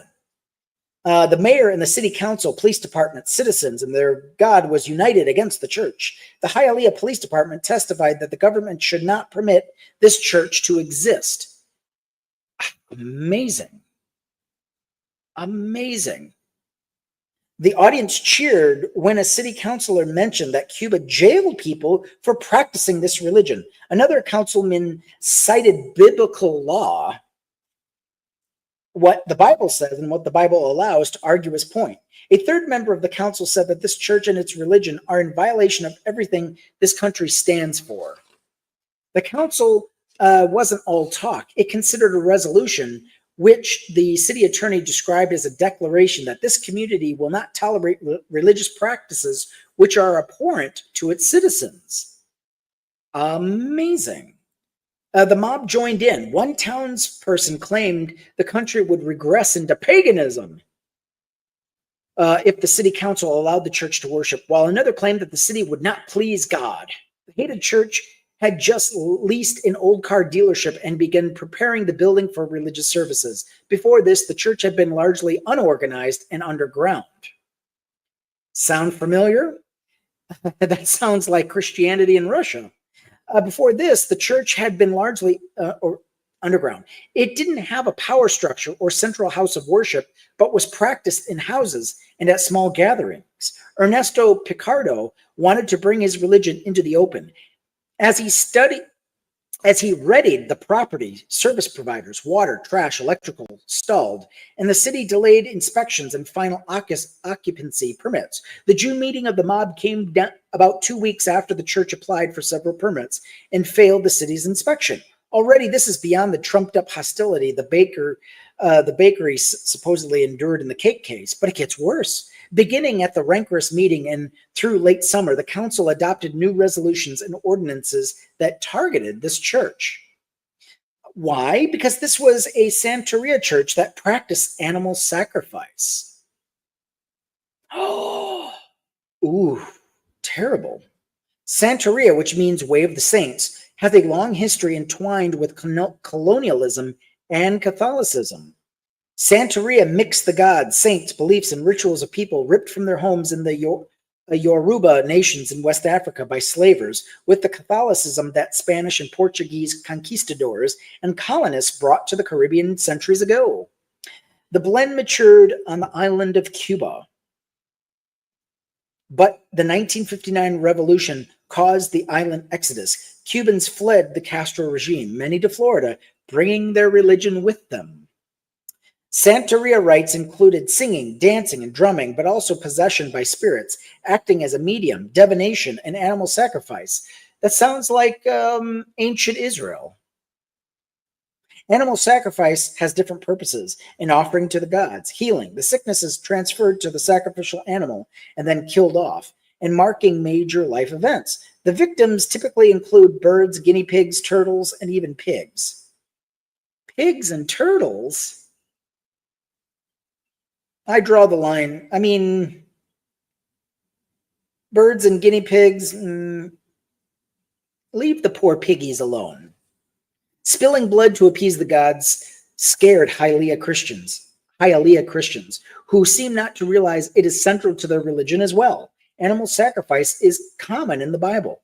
Everyone remembers the animal going onto the ark 2 by 2, but in the story, the biblical God also tells Noah to pack 7 additional pair of clean animals on the ark. Noah's first post-deluge act is to build an altar and sacrifice and burn every clean animal. It's this sacrifice that convinces Yahweh not to rain down another genocide. And when the Lord smelled the pleasing odor of burning flesh, thank you, Rose. Become a skeptic for just 1 TikTok coin. Join our team. Be a skeptic. We'd love to have you. God so loved the world that he will send you to hell if you do not believe in him. Got it. We understand, Michael. We heard you the first time. Say less. Burning flesh. And I will never again curse the ground because of humankind. The biblical God tastes mature in what Christians call the New Testament. It is not possible that the blood of bulls and goats should take away sins. Jesus is meant to be the final sacrificial lamb. He is the atoning sacrifice for our sins, and not only for ours, but also for the sins of the whole world. This is what the ubiquitous John 3:16 verse signifies too. Thank you, Michael. I was going to get to it. According to Christianity, after Jesus, no more animal sacrifice was needed. So the Hialeah City Council banned it. The council wanted to ban the church outright. What can we do to prevent the church from opening? The furious crowd booed and jeered. Assistant City Attorney Richard Gross, good name, for correctively advising the council that it couldn't ban the Santeria Church outright and could be held personally liable if they did. So instead, the council passed new ordinances that targeted this specific minority religion. The regulatory boundaries. Colossians 2, our sins are nailed to the cross. Do you like 2 Corinthians as well, Michael? That's Trump's favorite verse, I hear. 2 Corinthians. First, it passed a resolution that declared certain religious practices inconsistent with public morals, peace, or safety. Sounds like Christianity. This happened in 1987. I was 3 years old. 2. Ooh, punishing animal cruelty, especially naming its great concern over animal sacrifices. Next, the city asked the Florida Attorney General if the incorporated animal cruelty law allowed a city to target religious animal sacrifice. It did. The state law prohibits the sacrificial killing of animals other than for the primary purpose of food consumption. Therefore, municipality may adopt an ordinance prohibiting the religious sacrifice of animals, said the Attorney General. With the green light, the council passed a resolution declaring its great concern over ritualistic animal sacrifices and ordinances that targeted religious practice, animal sacrifice, and ritualistic animal practice. 2 Corinthians to the God of comfort. Michael, first of all, you have no power here. Your Bible has no power here. You're quoting scripture as if it's going to do anything. Why? I'm literally reading them out in this book. It has no power. Admit it. It's okay. Stop it with the goofiness. You look silly.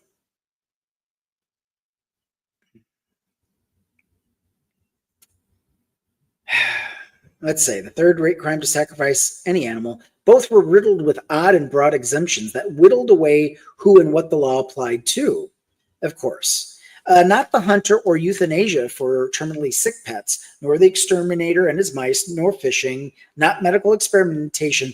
Only the Santorians were left. The fourth and final rule didn't specifically mention animals anywhere other than a slaughterhouse. The rules carved out an exception for kosher slaughter, giving one religious a statutory exemption, but not the other.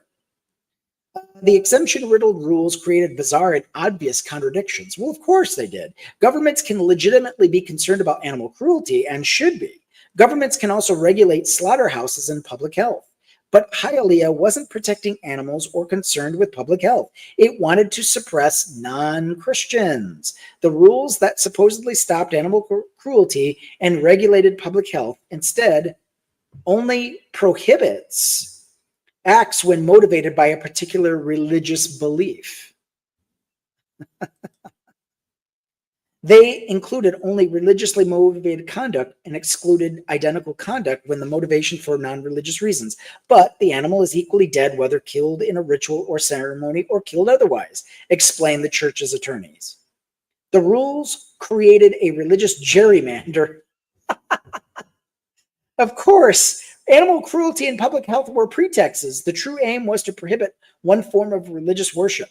This is what the First Amendment prohibits. Shall make no law prohibiting the free exercise of religion. The Supreme Court held that gerrymandering unconstitutional.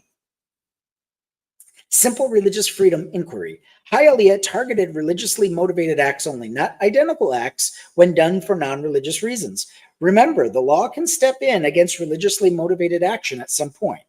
The question is where. It can always step in when another person's rights are violated. Line 2. But this case presents a rare and different inquiry. Can the law step in against only religious motivated action? No, because this would mean that the law has no issue with underlying act, only the religion. It's fairly easy to show the problems with this by analogy. The human sacrifice analogy to the Santeria case would be law that allowed child murder, but not when commanded by the biblical God. The nonsensical law doesn't ameliorate the harm. Children will be murdered. It only suppresses religion. Its only purpose is suppression of religion and therefore indeed hostile to religion.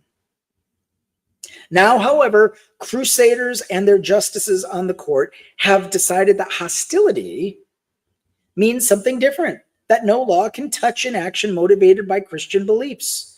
That is, any broad neutral law such as criminal law against murder, the rules that sweeps in religious motivated action must be struck down or Christians granted an exemption. But laws targeting only religion are very different from laws that regulate behavior that happens to include some religious motivated behavior. Thomas Jefferson actually explained this distinction back in 1776. You know how these religious fundamentalists always quote the founding fathers? Let's listen to a quote. Let's see. Using animal slaughter and child sacrifice as examples. If the law allows the slaughter of animals, it must allow the same for religious reasons. Jefferson wrote that whatever is lawful for a citizen cannot be forbidden to him for religious uses. He continued saying that whatever is harmful and therefore prohibited by the laws ought not to be permitted to churches in their sacred rites. For instance, it is unlawful in the ordinary course of things or in private house to murder a child. It should not be permitted any sect then to sacrifice children. He said the same of animal sacrifice, but with a caveat. It is lawful to kill calves or lambs. They may therefore be religiously sacrificed. But if the good of the state required a temporary suspension of killing lambs, as during a siege, sacrifices of them may be rightfully suspended also. An important caveat for religious freedom in pandemics.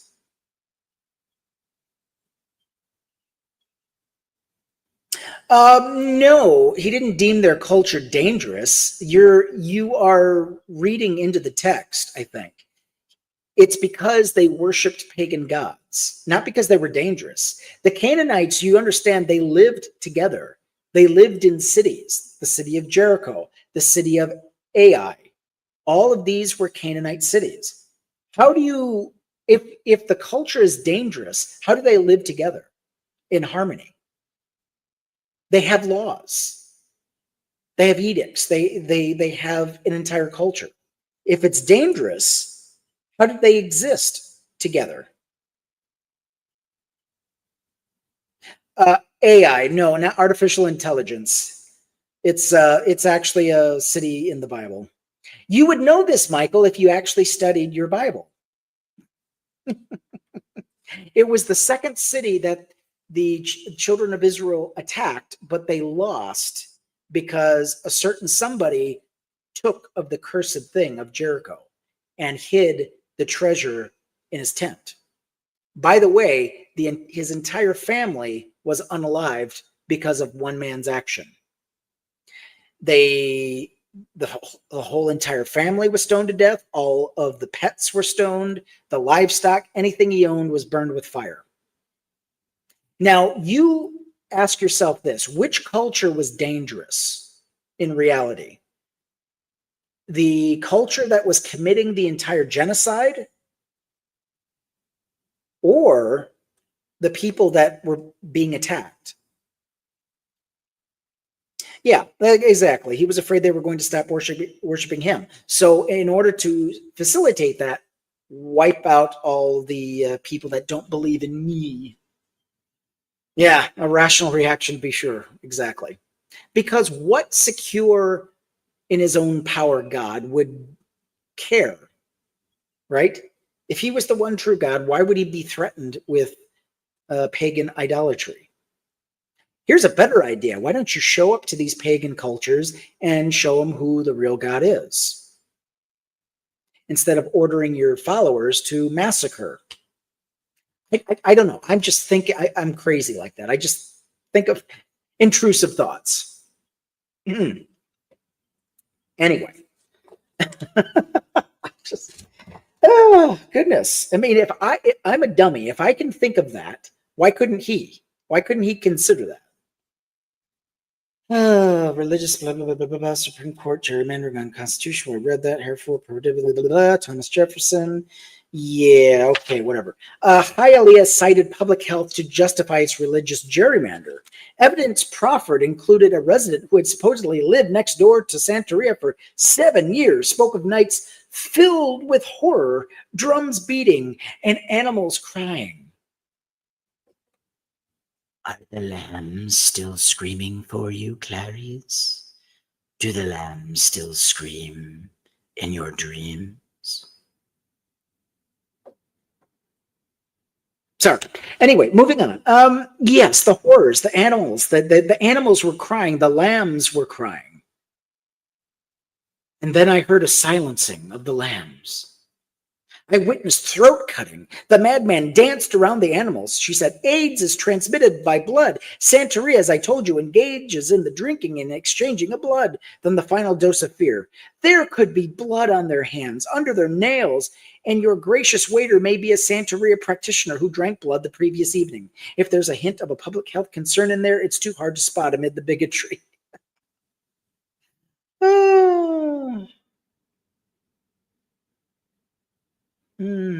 We love the TikTok shop. Yes, thank you for 14,000.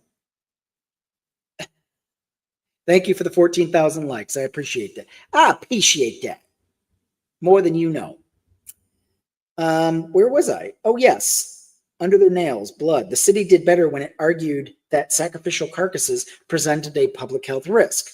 The Santeria Church insisted that it always cleanly disposed of animal remains, but one local cemetery complained of people dropping sacrificial carcasses over the fence, or they leave it on a grave. Every day we send an employee to clean it up. We throw away the dead animals. That could be problematic, but it is dealt with by addressing disposal. If food waste is littering city streets, you can ban littering, not eating. As it turned out, the public health concerns were unfounded. 2 years after the case, the Los Angeles Times reported that sacrificial animals with the throat slits turned up in public, but, says Hialeah Mayor Raul Martinez, from time to time, we find animal carcasses next to palm trees. We pick it up and discard it, and that's that. Line 3 may be the best protection, but truly religious freedom in this case. The attempt to suppress Santeria was at least partly rooted in Christian privilege and supremacy, like Michael biblical studies. Yes. Yes, indeed. Let's see. City councilors professing their Christianity noted one scholar who studied the case. Local churches included Baptist, Evangelical, Jehovah's Witnesses, opposed the Santeria Church. A local reverend proclaimed that if we allow a satanic, Satan-worshiping church in this city, the prosperous blessings of God over the city could just turn into a dark cloud, because instead of a blessing, this will bring a curse upon this city. The Hialeah Police Department's chaplain testified about sin, the worship of demons, and said that the government needs to be helping people and sharing with them the truth that is found in Jesus Christ. The chaplain added, nations that are controlled by this system of religion are in darkness, and the Bible says that these things are an abomination to the Lord. What about all of the Christians that are mostly, what about all the countries that are mostly non-religious at all? They don't have these problems, do they? And their quality of life seems to be much higher. It's amazing. The further you move away from Christianity, the better your country does. Unbelievable. Nations are controlled, blah, blah, blah, blah. Okay. The townsfolk certainly saw this as a spiritual warfare. They picketed, Jesus up, Satan down, no satanic church in our Hialeah. Hialeah for Jesus, said signs, some with bilingual bigotry. Another photo of the protest shows a pastor and deacon praying over and laying hands on a passerby who they felt called to save. This is how we got the COVID from the lab in China. You know, it's amazing to me. Christians who claim to value truth are some of the most untrustworthy, lying sons of bitches as you'll... I don't know. You can't trust them because they will repeat any lie that they deem worth... You know what? I don't care. Unpin that. We don't need to see that. Unbelievable.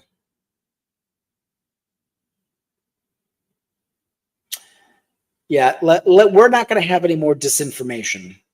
Can you control yourself, Michael? Can you hold back the disinformation? You know, my goodness, where is the Holy Spirit? Why isn't the Holy Spirit telling you guys what the truth is? Why isn't the Holy Spirit directing you to stop believing in bullshit?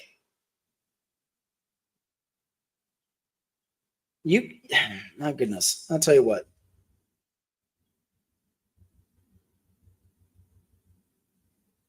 Yeah, the God of all comfort. It's too bad he doesn't. Anyway, I don't want to be ad hominis, but anyway.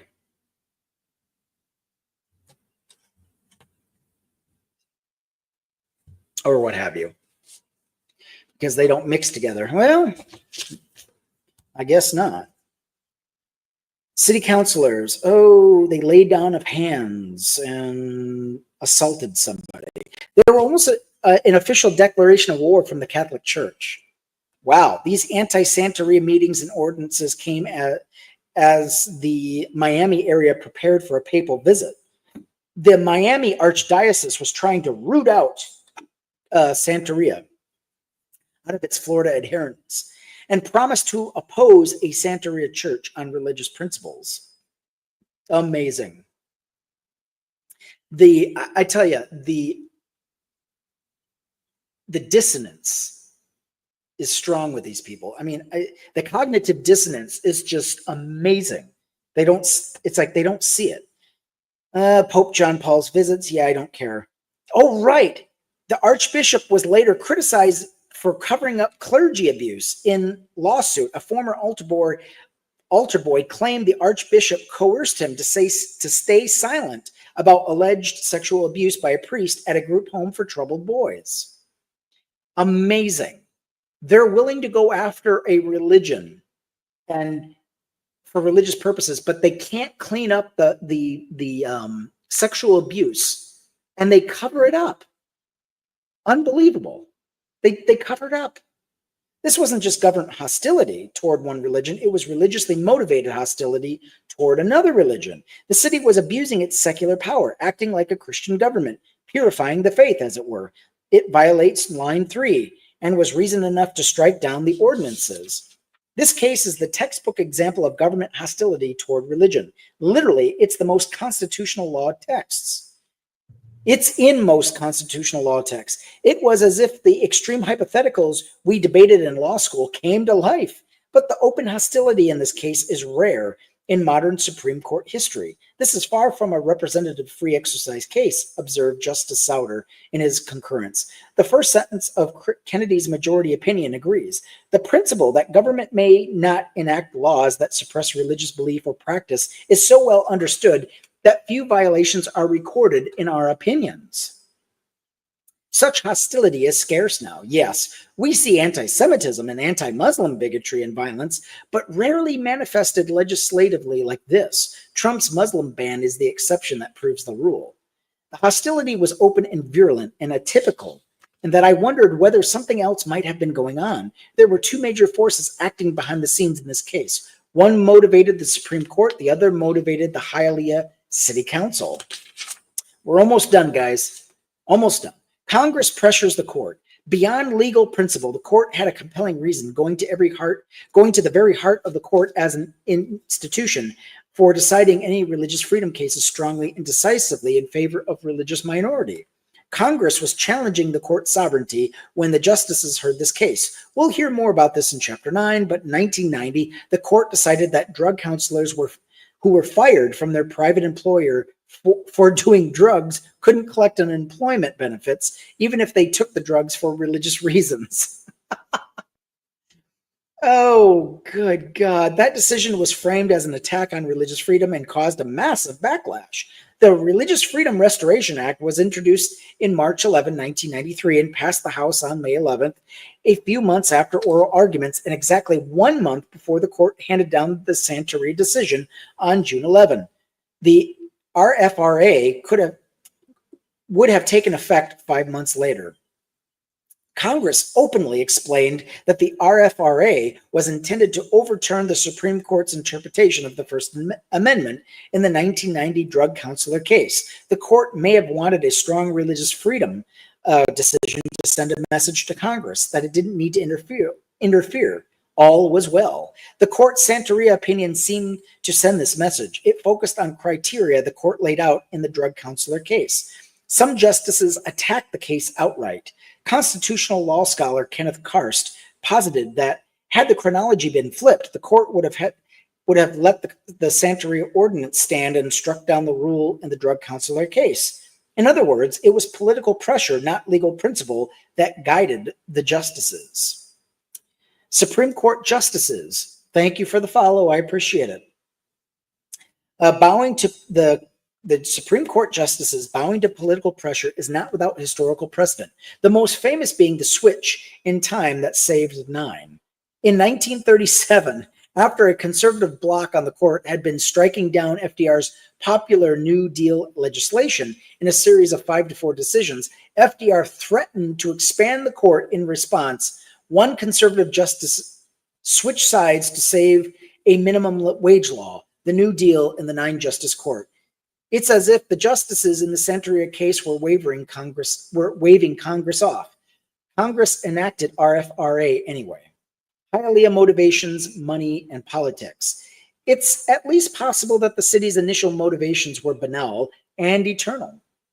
Political and pecuniary profit. Local politicians targeted the Santorians not because they wanted to open a church, but that they had leased the specific property to open a church. When we pull back the curtain, the scene looks like Carl Hyacin novel, bribery, corrupt, Florida politicians, an upcoming election, and pugilistic mayor. Hialeah was a corrupt town. One councilman had just been removed on corruption charges. The mayor, Raul Martinez, testified in that case just months before the Santeria fracas. And he ran the city like a Chicago ward boss, said Washington Post under the headline, Florida corruption probes proliferate. Oh, Michael. Martinez was Hialeah's mayor for nearly a quarter of a century. In 1999, the 6'3" 250-pound Martinez pummeled a young butcher who was protesting the Coast Guard's treatment of 6 Cuban rafters. Martinez was indicted in 1990, and the jury found him guilty of racketeering and extortion in the sale of his votes and influence on zoning matters in return for about $1 million in cash on property from developers. Well, it's nice to see nothing in Florida has changed. But after 6 years, multiple appeals, 3 trials, and a few hung juries, the charges were dropped. Martinez's legal tribulations overlapped with the Santeria case, which was in the trial court by 1988 and at the Supreme Court by 1992. During that period, Martinez eked out an electoral victory by 273 votes. 273 votes in a city of 200,000. Do you understand? Voting matters. Your vote matters, or they wouldn't try to suppress it, as they are. His opponent in the race in each of the 4 mayoral races from 1987 to 1994 was Nilo Huri. Huri had a blood feud with the mayor and was good friends with the owner of the property that the Santeria Church leased. The mayor wanted the property, which he quietly included in a new redeveloped plan that would have significantly increased its value. But the property owner was also a developer and wanted to retain it until it was rezoned and cash in. Still hoping for $1 million payday, the mayor tried to buy the land for a pittance. The owner refused, so the mayor vetoed zoning changes that the owner wanted. The owner then leased the property to the unsuspecting Santeria Church maliciously, some locals thought, as revenge against the mayor. The church unknowingly walked into Mayor Martinez's multi-million-dollar redevelopment deal and scooped up the lot he wanted. The city councilman who had been helping the property owner try to rezone the property had been indicted, removed from the council, and would go to prison for extorting $15,000 to rezone the same property. My God, there are no good guys in the story at all. No good guys. To fill that vacant city council seat, one of the mayor's employees in his real estate firm was appointed. Other councilors had just seen a colleague jailed for trying to rezone that property on the sly, for aiding the owner instead of the mayor. That could be a substantial motivation to shut down anyone that leased the property, not just the church. The church learned all of this 2 weeks after leasing the lot. A reporter told the church that the new city council member, the mayor's real estate crony, was going to bring up the issue of the church and present a number of legal violations in the next meeting. The meeting would devolve into a mob scene. There were also political incentives. Campaigning in the local election was well underway, and the anti-Santeria hostility broke in June.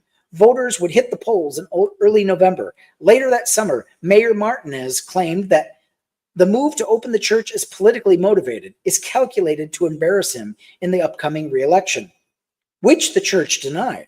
Pamphlets warning of the satanic church were left at neighborhood homes alongside other political pamphlets. One pastor of a local Protestant church with a large Cuban American congregation explicitly tied the council votes on the Santeria suppression ordinances to the upcoming election. Who voted for what or against what? that night would be crucial to voters' decisions. This could explain why the council stretched the anti-Santeria measures over months.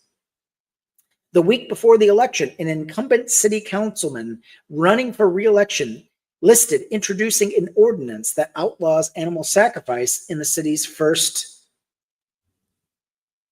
Santeria church, at the second of three top accomplishments. One final curious piece of evidence suggests that something other than religious hostility motivated the attacks. These hostile government officials had family members who practiced Santeria and maybe even dabbled themselves. Many of the most vociferous opponents on the council had strong ties to Santeria, writes Professor Fred Frohock, a scholar who interviewed many of the parties. Frohock discovered that the city councilor who proposed 2 out of the 3 later ordinances against the church had a wife who was a member of the later religion, or a member of the religion. The mayor's father was a member. Frohock kept digging and found that all city councilors were linked to Santeria in some way through family ties, business associates, or close friends. Rumor held that Mayor Martinez himself dabbled in Santeria, a rumor the church founder Ernesto Picardo believed. In fact, Picardo viewed the entire controversy as politically motivated and having little to do with one religion, according to another scholar. So the 2 primary movers of this case each thought the other side was politically motivated. The more we look beyond the court's opinion, the more it seems like hostility toward a minority religion, not public health, was the pretext, and that it was intended to cover up political and financial misdealings. Wouldn't it be great if there was a Holy Spirit that could have warned the people about what was happening instead of finding it out years later? It's almost as if there is no Holy Spirit that could do such a thing. It's almost as if the God they worship does not exist. Just a thought. Whew. The more we look beyond the court's opinion, the more it seems like hostility towards a minority religion. Okay, we said that. There's a certain low cunning if that's true, and if it was deliberate. A local government violating the First Amendment is not a criminal inquiry, but extortion and corruption are. We've been asking in these cases, what's the worst that could happen? If the court failed to vindicate the claimed religious right in this case, the church would have been legislated out of existence, legally suppressed. Whatever the motivation for the local government, that outcome required a judicial solution. Governments can legislate in ways that impact religion, but they cannot target and legislate a religion out of existence. Sadly, the Santeria Church's Supreme Court victory was hollow. The church never opened the building on the property, at least along the Miami River, at the busy intersection of 5th Street and Okeechobee Road, settling instead for a small storefront 3 blocks away. It operated there from 1987, when the case began, until it closed permanently in 1999. The prized lot at the center of this case remained vacant for years. In 2017, 30 years after the church first leased the property, a 100,000 square foot public storage facility opened. It's worth over $7 million, and according to records, was part of a $63 million property deal in 2019. No word on whether Martinez, who remained mayor until 2005, profited. This is a seminal case in religious freedom, largely because it is so easy and clear. If the facts are as Justice Kennedy recounted in his opinion, and that's how history will remember them, the council deliberately targeted the church and tried to run it out of town. The government hostility is perhaps less clear given the political campaigns, corruption, shady real estate deals, blood feuds, and congressional pressure on the Supreme Court. Even in the cleanest religious freedom case in the Supreme Court history, there is more to the story. It seems at least possible that the hostility against the religion was pretextual, and the real reasons for targeting the church was more pedestrian. It would explain why there are virtually no other modern cases that feature such open vitriolic hostility towards a minority religion. Until Trump. End of chapter 6. The next time we read, we'll talk about chapter 7. The Muslim ban, Trump versus Hawaii. This has been Skeptically Speaking, reading American Crusade, How the Supreme Court is Weaponizing Religious Freedom by Andrew Seidel. Get your own copy, please. Ooh, almost 19,000 likes. I appreciate that. Thank you so much. And with that, I will say goodnight to those who are on YouTube. Thank you so much. Hope this... Not watching the chat today. Well, I'm kind of watching the TikTok chat. Sorry. How do you do shows at this hour? I don't know how I do shows at this hour. I'm insane. I'm convinced of it. Well, with that being said, good night to YouTube, or good morning. We'll see you on the next reading.